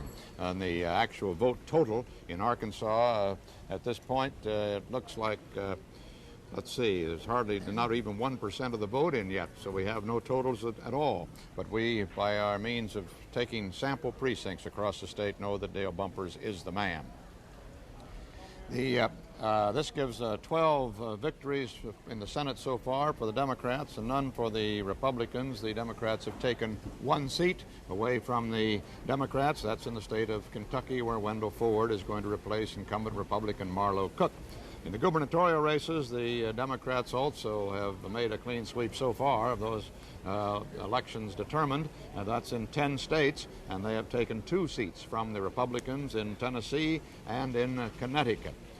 The voting so far across the country has been rather spotty. It has been greater than expected in quite a number of states, according to the reports we've had so far. Oregon, Kansas, Michigan, Nebraska, Wisconsin, Ohio, Indiana, Arkansas, Vermont, most of those down through the center part of the country. The votes seem to be higher than expected, although the weather wasn't any too good out there. In Connecticut, California, New York, it's supposed not to be quite as large, perhaps falling even below the fairly low 1970 figure for the last midterm election. We're hoping to get some sort of an estimate shortly of just what the national turnout would be, whether this has been a low for the last 6 or so midterm elections. We'd have to go quite far low, however, to meet those years in the 1920s when apathy really extended across the country in midterm elections, and the vote total was down in the 20s and 30s. The CBS News estimate now in the makeup of the new House of Representatives is beginning to give us some sort of a trend. With something like 298 Democrats and 137 Republicans, or 187 Republicans is what it looks like now, give or take 13 seats in either direction. Let's take a look at actually the number of elected in the House. There are 435. All of the House seats are up, as you know. They are every 2 years. And 31 Republicans and 109 Democrats have been elected. That leaves us with 295 yet to be decided. However, Our CBS News estimate, based again on sample precincts and projections across the country, indicates 137 Republicans in the new House of Representatives and 298 Democrats. If that actually holds, and that's give or take 13 seats, we could be wrong by that many, we think, but if it holds at that figure or above for the Democrats, in other words, if they give them another 13 or they hold just the 298, they've got that so-called veto-proof House of Representatives, a two-thirds majority, to be around 290 seats. So it looks like a Democratic sweep in the House of Representatives as of this moment. In the state of Arkansas, in the gubernatorial race, we now have an estimate from our CBS News vote profile analysis that David Pryor, the Democratic candidate, will indeed win in Arkansas with something like a 2-to-1 margin over Republican Ken Coon. It's 9 o'clock Eastern Time, and the polls in a lot of other states are closing about now. We'll be having a lot of returns coming in the next half hour, we expect, and we have one CBS News estimate right now from the state of Maryland that the Republican Senator Charles Mathias has been reelected there by about 58 to 42% over Democrat Barbara Mikulski. The actual tabulated vote in Maryland is not terribly substantial at this moment. Actually, it shows with 25% of the vote, Mathias 57% and Mikulski 43%. That is a quarter of the vote in. I guess that's substantial enough. We'll count it that way at any rate. And so that shows so far 13 Senate races decided. On a recapitulation here of the 34 races, 21 yet to go. 12 Democrats have been elected and 1 Republican. That would be Mathias. Among the 12 Democrats, 11 go back to Democratic seats, but 1 Republican seat has fallen to the Democrats. That is in Kentucky, so the Democrats have a net gain of 1 so far for the new Senate. In the gubernatorial races, 11 have been decided. 10 of those Democratic races, are all 11 of them Democratic races, excuse me. 2 of them are Republican state houses that passed to the Democrats in Tennessee and Connecticut. A net gain of 2 gubernatorial spots for the Democrats so far. In the House races, something like 160 races have been decided out of the 435. Democrats have been elected in 39, and Democrats in 121, Republicans in 39. And our estimate of the new House, based on our samplings across the nation, are that the Democrats will probably get their two-thirds majority in the House of Representatives for that so-called veto-proof number, 298 to 137 for the Republicans, give or take 12 seats or so. We now have a call in the state of North Dakota, where CBS News estimate, basis of our sample precincts, says that Senator Milton Young, Republican, has been reelected to another term, his 6th in the United States Senate. His opponents were Democrat William Guy and James Youngroth, an independent. It had been expected that this might be a seat that the Democrats would take from the Republicans. They failed to do so. Milton Young has again beaten off opposition in North Dakota to go back to the United States Senate. A clear victory for Republicans there. Let's get the details of how the Democrats have been putting their victories together so far from first Mike Wallace in the East.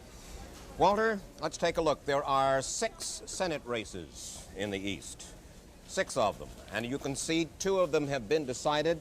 The only Republican so far elected, re-elected in the case of Charles Mathias to the Senate, in the state of Maryland. The others are still pretty close races.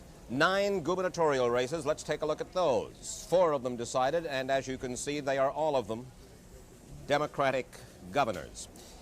There are several close races still going on in the East, however. In the state of Maine, an independent by the name of James Longley is defeating at this moment the Republican and the Democrat.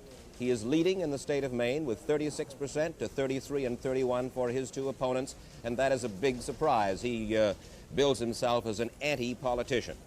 In the state of New Hampshire, close races still going on, not just for the Senate between Lou Wyman and John Durkin, but also a close race going on for the governorship there between Meldrum Thompson, who is thought to be a shoo-in to win on his promise to, as you can see, with 58, 42%, 22% of that of the precincts reporting in the state of New Hampshire, but still that race is regarded as a very close race in New Hampshire.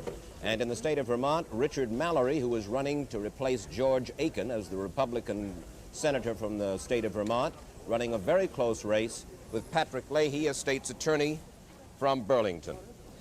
And now we have word that in the state of Massachusetts, the Democrats are going to take over that state house.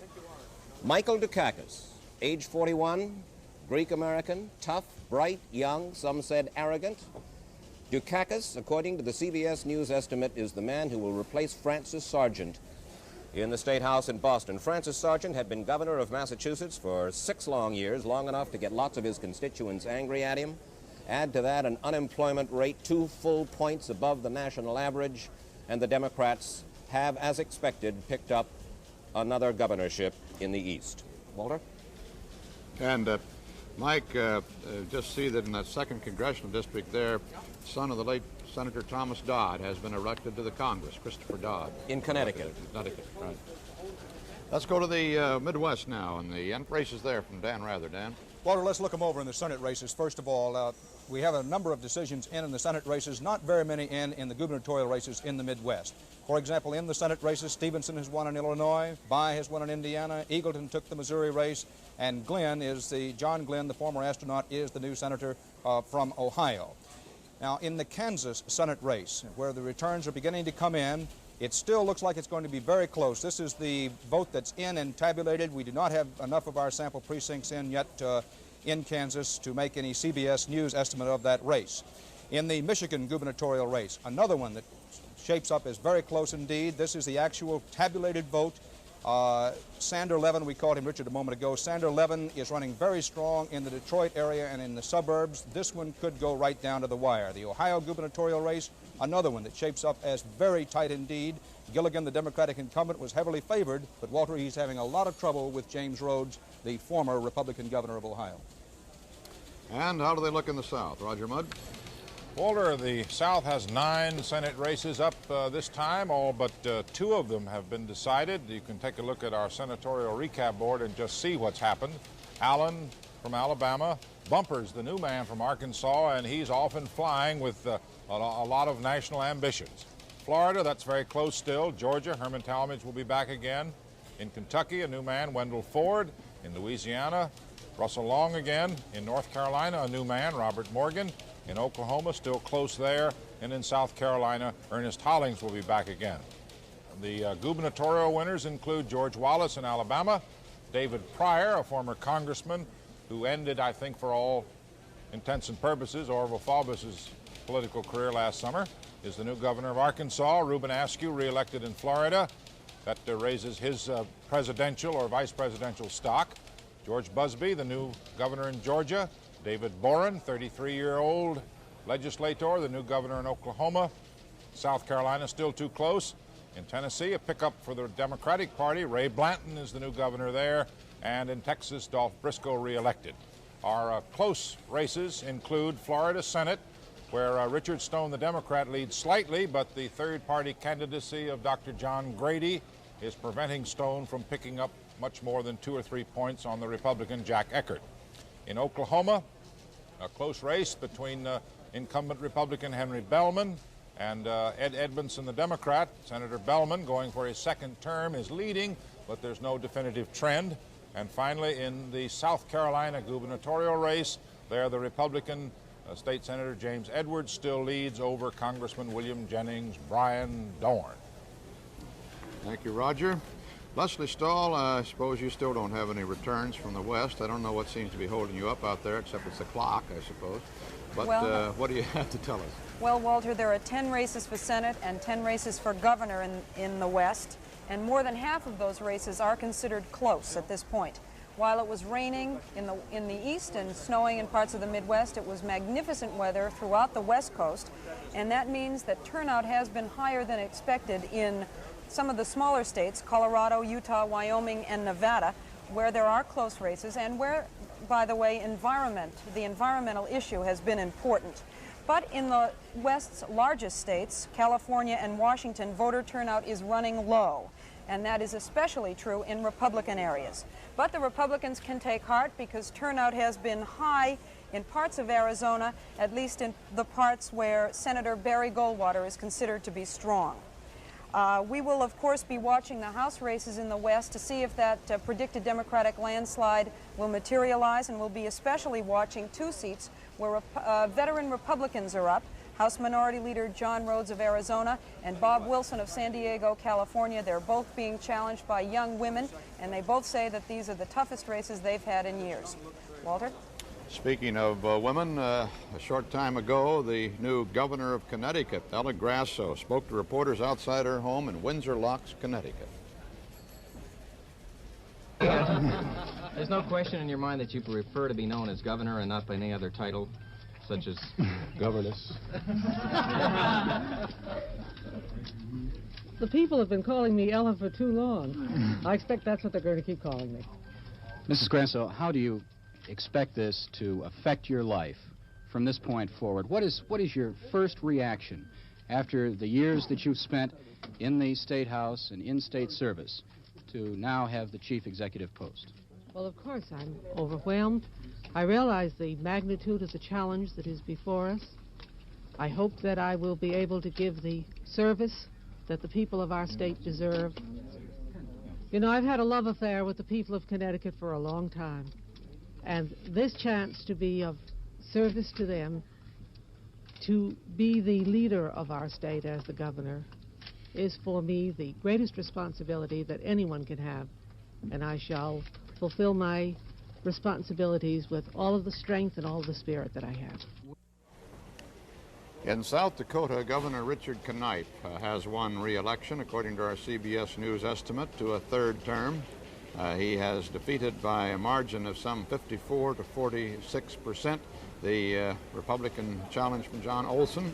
And the tabulated vote in South Dakota, let's see what that looks like. 2% of the vote is in only, but the percentages are very much the same, 54 to 46%, with just some 5,000 or so votes actually counted so far. So with that return in, the Democrats have won 13 governorships so far, taking 3 away from the Republicans, and the Republicans have won none so far. And in New York, the polls have barely closed there, but our CBS sample precincts tell us that Democrat Hugh Carey has indeed been elected governor of New York, defeating the incumbent Republican Malcolm Wilson by a very wide margin. Exact margin we'll have an estimate of very shortly. The polls have barely closed in New York. That was one of the 2 big races in New York. The other, the Senate race, in which Jacob Javits was being challenged by Ramsey Clark. The pre-election polls indicated that Jacob Javits would win that one, but we now know that in the gubernatorial race the Democrats have won, so the senatorial race will be watched even more closely. Our coverage of Election 74 will continue shortly.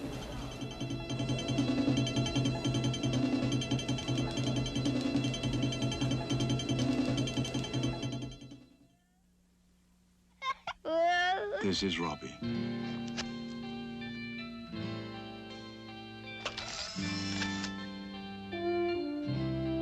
This is a portrait of Robbie, taken with Polaroid's SX70 land camera, and developing in minutes into a print so real it wants to speak to you. But the camera won't let you stop there. Robbie is a lot of things, and the camera seems to search them out effortlessly, leading you to new discoveries about Robbie and about yourself.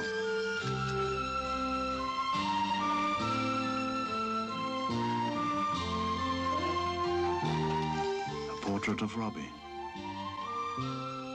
You could have taken it, you and Polaroid's SX70. Eric Severide's been watching the return this election night, of course, along with all the rest of us. He has some thoughts now, I believe, on the implications of all of this for 1976 and the presidential run. Well, I think that's worth starting to think about, though it's a bit early tonight.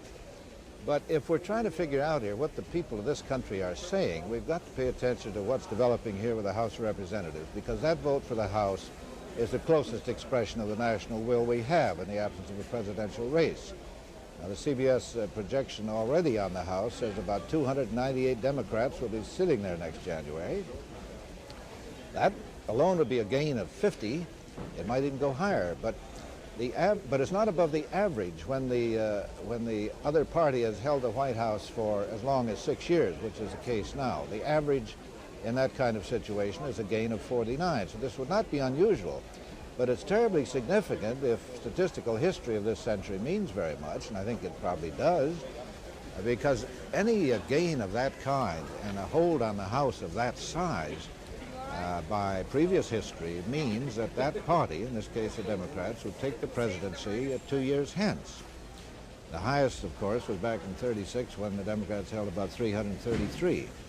The parties, of course, are changing, and we're going to be talking more about that as the evening goes on and more of the evidence comes in. Some is in. It seems pretty clear that among the Democrats, McGovernism is dead, though by no means all the McGovernites, including McGovern himself. But those McGovernites running have been moving more toward the center. Not a dead center. They hope a practical, operating, effective center, but not so far left.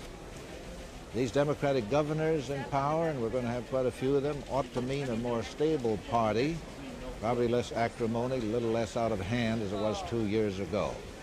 If we've got a New Deal type coalition developing all over the country again, then we're going to have a very active Congress with a great deal of spending. And then we have to think about what's happening to Republicans, and we'll leave that for later. All right, back to you, Walter.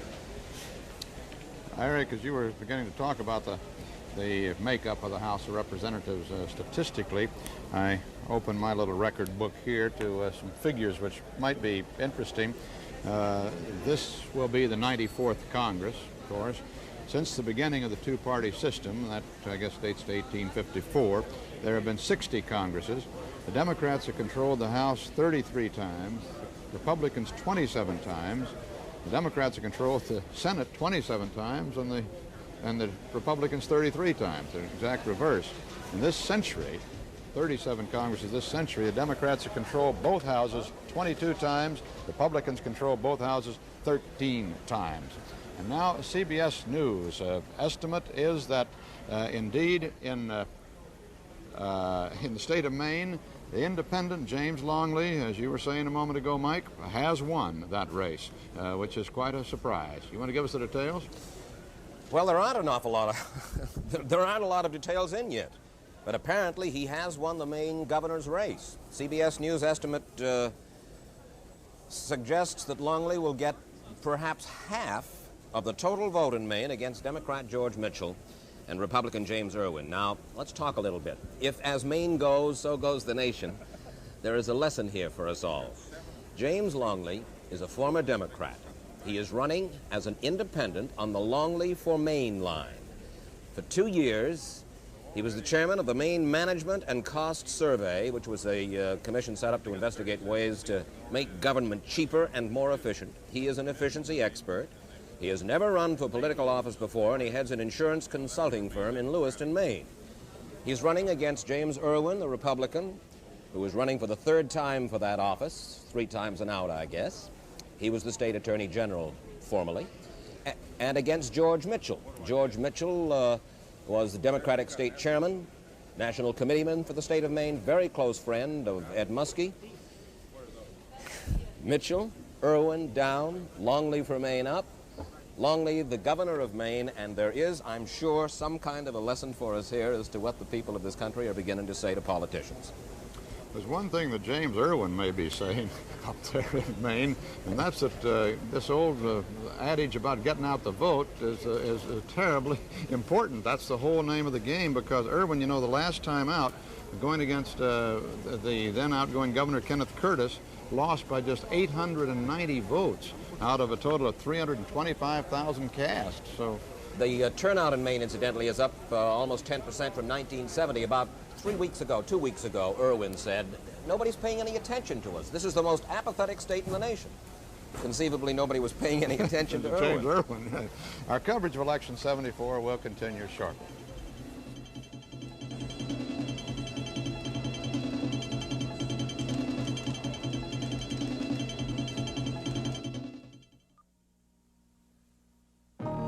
Inside this cup, there is something incredible.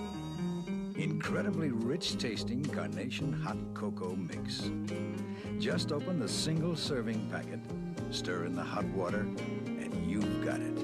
Incredibly rich cocoa, from the bottom of the cup to the foamy top. A delicious change from soft drinks. Incredibly rich cocoa, Carnation Hot Cocoa Mix. Cats have keen senses, like sight, hearing, and especially taste. That's why cats prefer Little Friskies, with flavors made from real beef liver, real chicken byproducts, real seafood. Absolutely no artificial flavoring. A cat's keen taste can tell. Little Friskies is the best tasting high-protein dry cat dinner.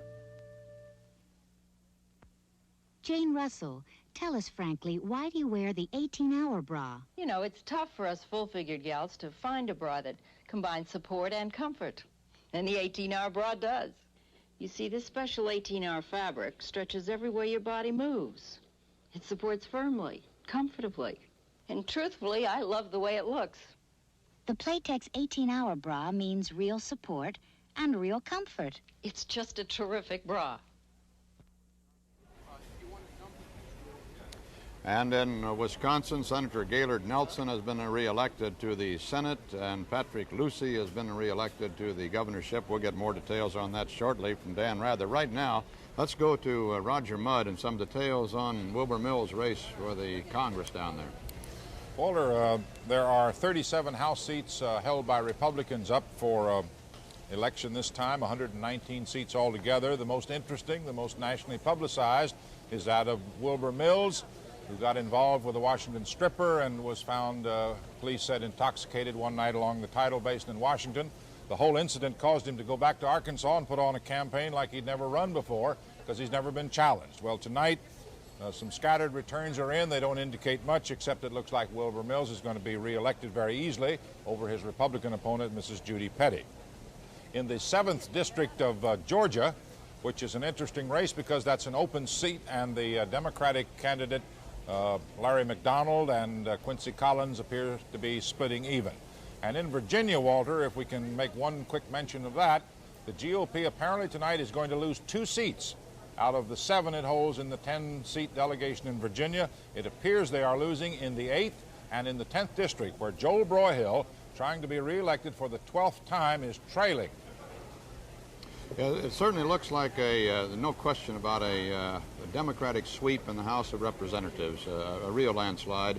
Our CBS News estimate is that the Democrats perhaps will have a 295 vote majority in the 94th Congress, give or take 11 votes or so, and that's over their 2/3 needed. Javits has won in New York, according to our CBS News estimate, for re-election as a senator from New York.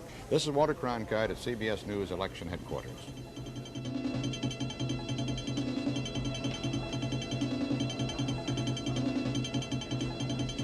This is CBS.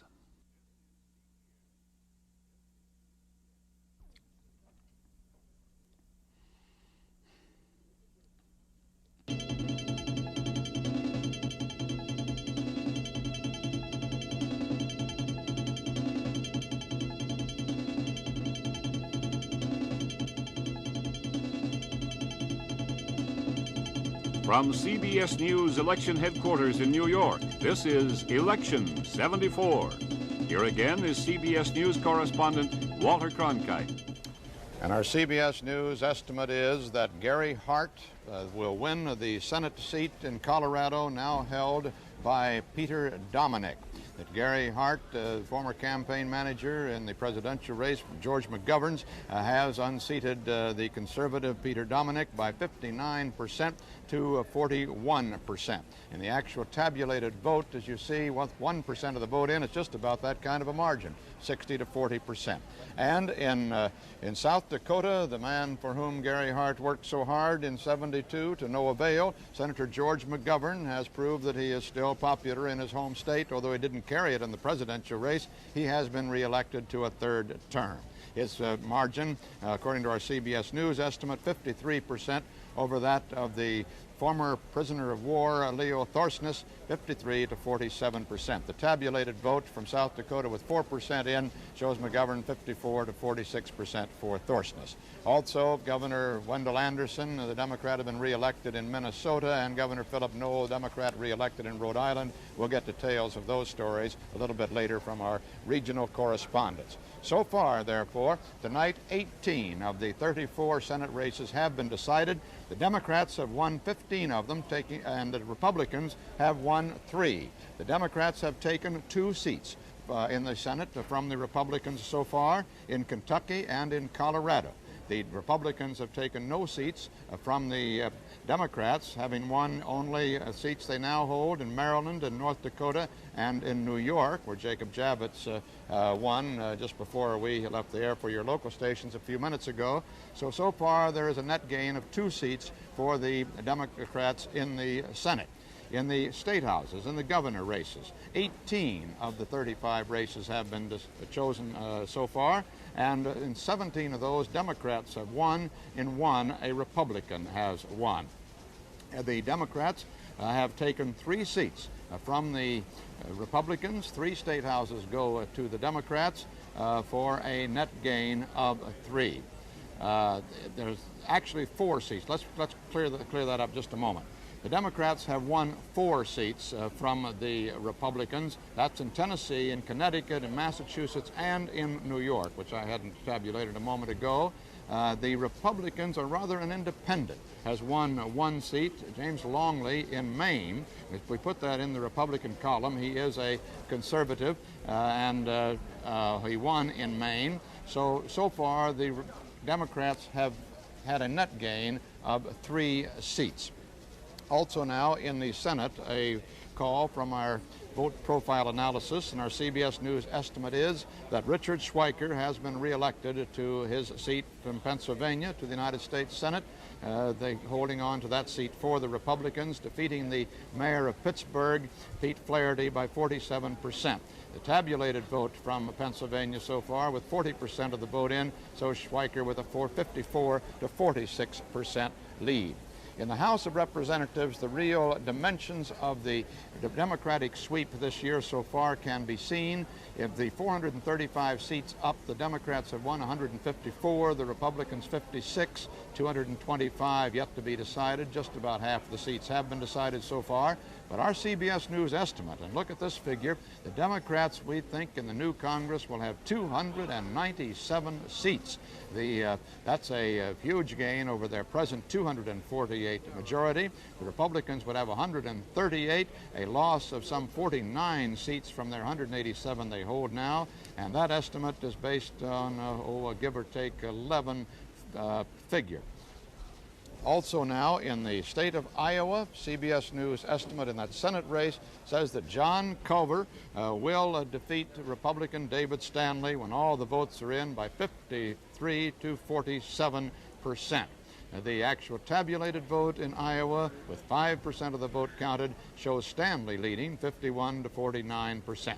But we, on the basis of the sample precincts from across the entire state, say that when the entire vote is in, that result will be reversed, and John Culver will pick up that seat that Harold Hughes is retiring from, and hold it for the Democrats.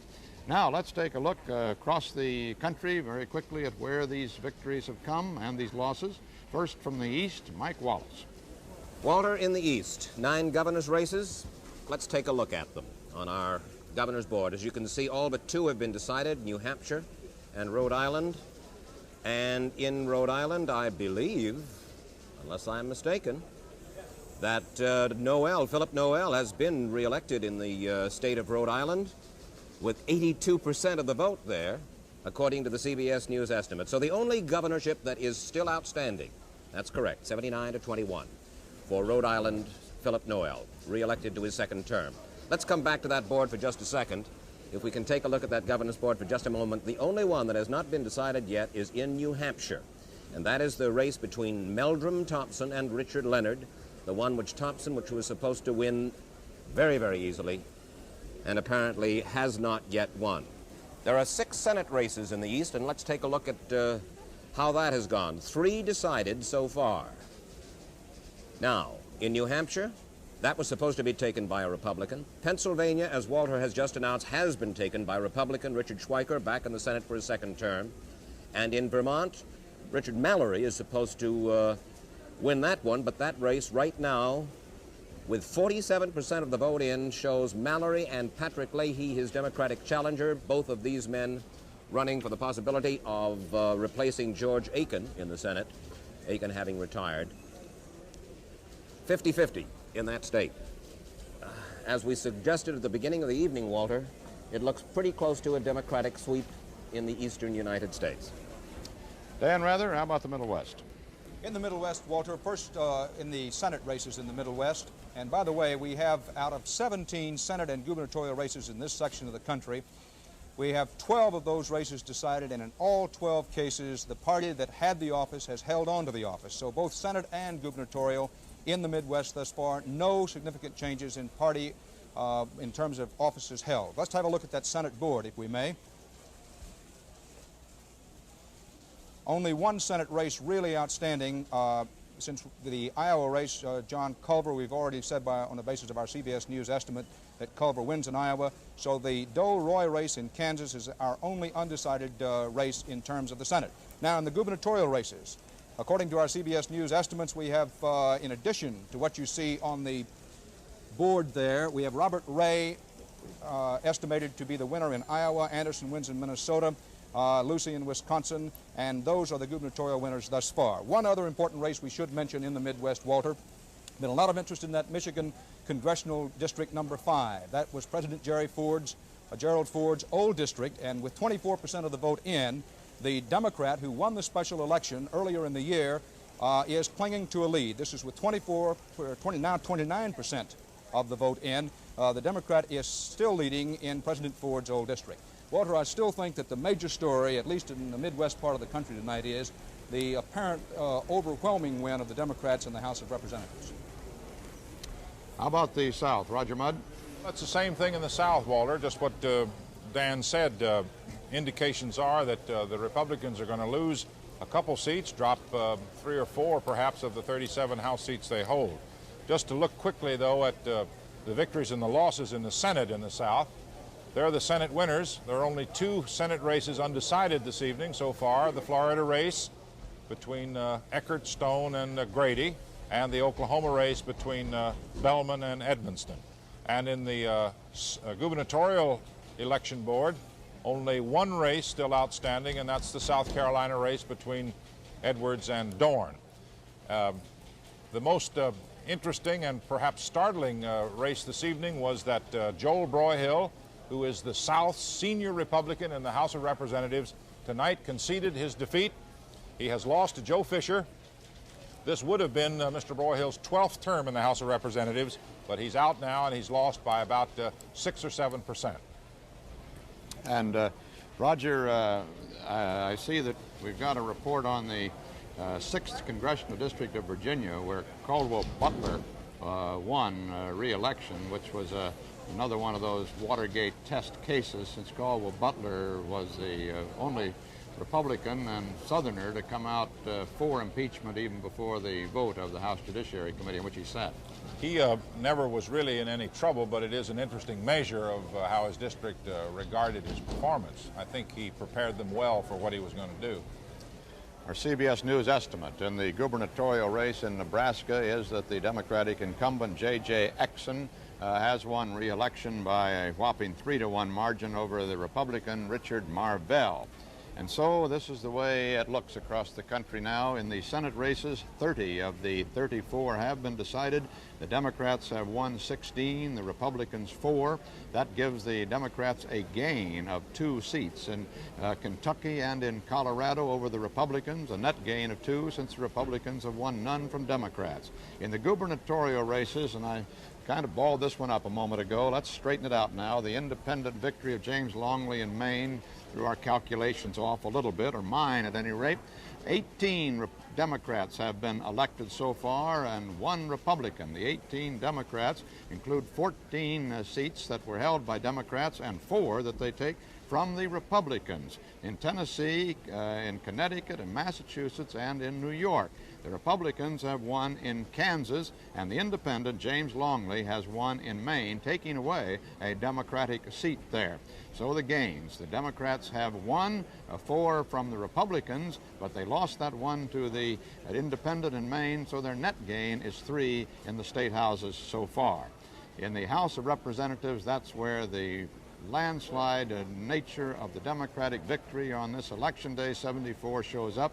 And now our CBS News estimate, well, let's look first at the actual figures. 168 Democrats elected, 63 Republicans. We still have 204 House seats to decide, so we've gone past the halfway mark. But our CBS News estimate, and look at this, that the Democrats will win 299 seats, give or take 11. That's a whopping increase from their 248 they hold now. And as a matter of fact, it is a 51 vote increase, 51 seats that they may well win from the Republicans. The Republicans look like they'll have only 136 in the new House of Representatives to the 187 they held this time. Now that's give or take 11 seats that still could go the other way. If all 11 seats turned out to be Republican seats, then the Democrats wouldn't have such a whopping majority, of course, and it wouldn't be the 2/3 that it looks like they have now.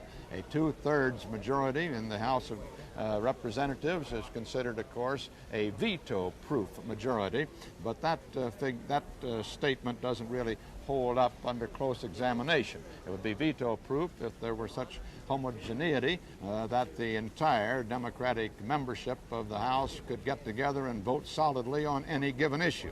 But being a group of individuals, and particularly those that are split between liberals and conservatives as they are, it hardly seems to be veto-proof. But it does look like a Democratic landslide at this time. Let's go over to John Hart now on our trend desk. He's been looking for some trends on how this new Congress may shape up on major economic and social issues. John?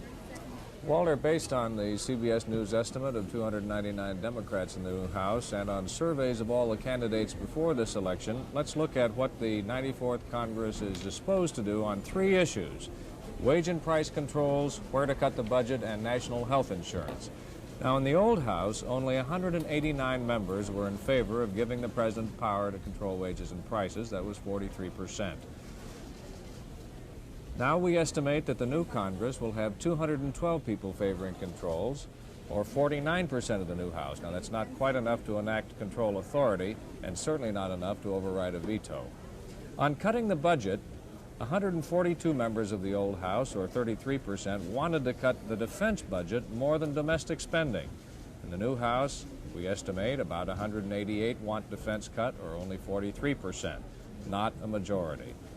On health insurance paid for by Social Security taxes, in the old House, 197 were for it, or 45%, and in our new House, the estimate is some 222 congressmen, or just a bare majority of 51%, enough to pass, but not enough to override a veto on national health insurance. Now, this does not take into account lobbying, log rolling, or other forms of persuasion, but if our House estimate holds, and if these new members vote the preference they stated before the election, a slim majority does not want wage and price controls, does not want the defense budget cut instead of other spending, but does, by a slim majority, want health insurance paid for by Social Security. Now, of course, that's subject to a margin of error of 3%.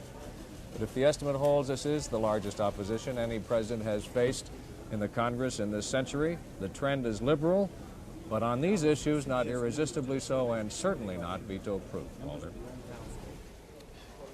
Thank you, John. The turnout tonight apparently is considerably less than had been indicated in early reports from many states. Across the country, there were early reports that the turnout was heavier than had been anticipated. Of course, it had been anticipated that it would be very low, that apathy had taken over the American public. If not apathy, then a silent vote of protest by no vote at all. Well, now our CBS News estimate of the national vote turnout shows that it may very well indeed be at a new low for the last 20 years or so. despite reports of that moderate to heavy turnout earlier. The CBS News estimate is that 55 million voters turned out, and that would be just 38% of the eligible voting age population. That compares with 47% in 1970, or 58 million. That was before the 18-year-olds had the vote, and with some 78 million, or 55%, in 1972, which was the last presidential year. The only thing that we can say about that is that it's still an improvement over the 1920s, when only 25 or 30% of the population turned out. But it does seem to confirm President Ford's fears that a minority of the American people would have elected the 94th Congress.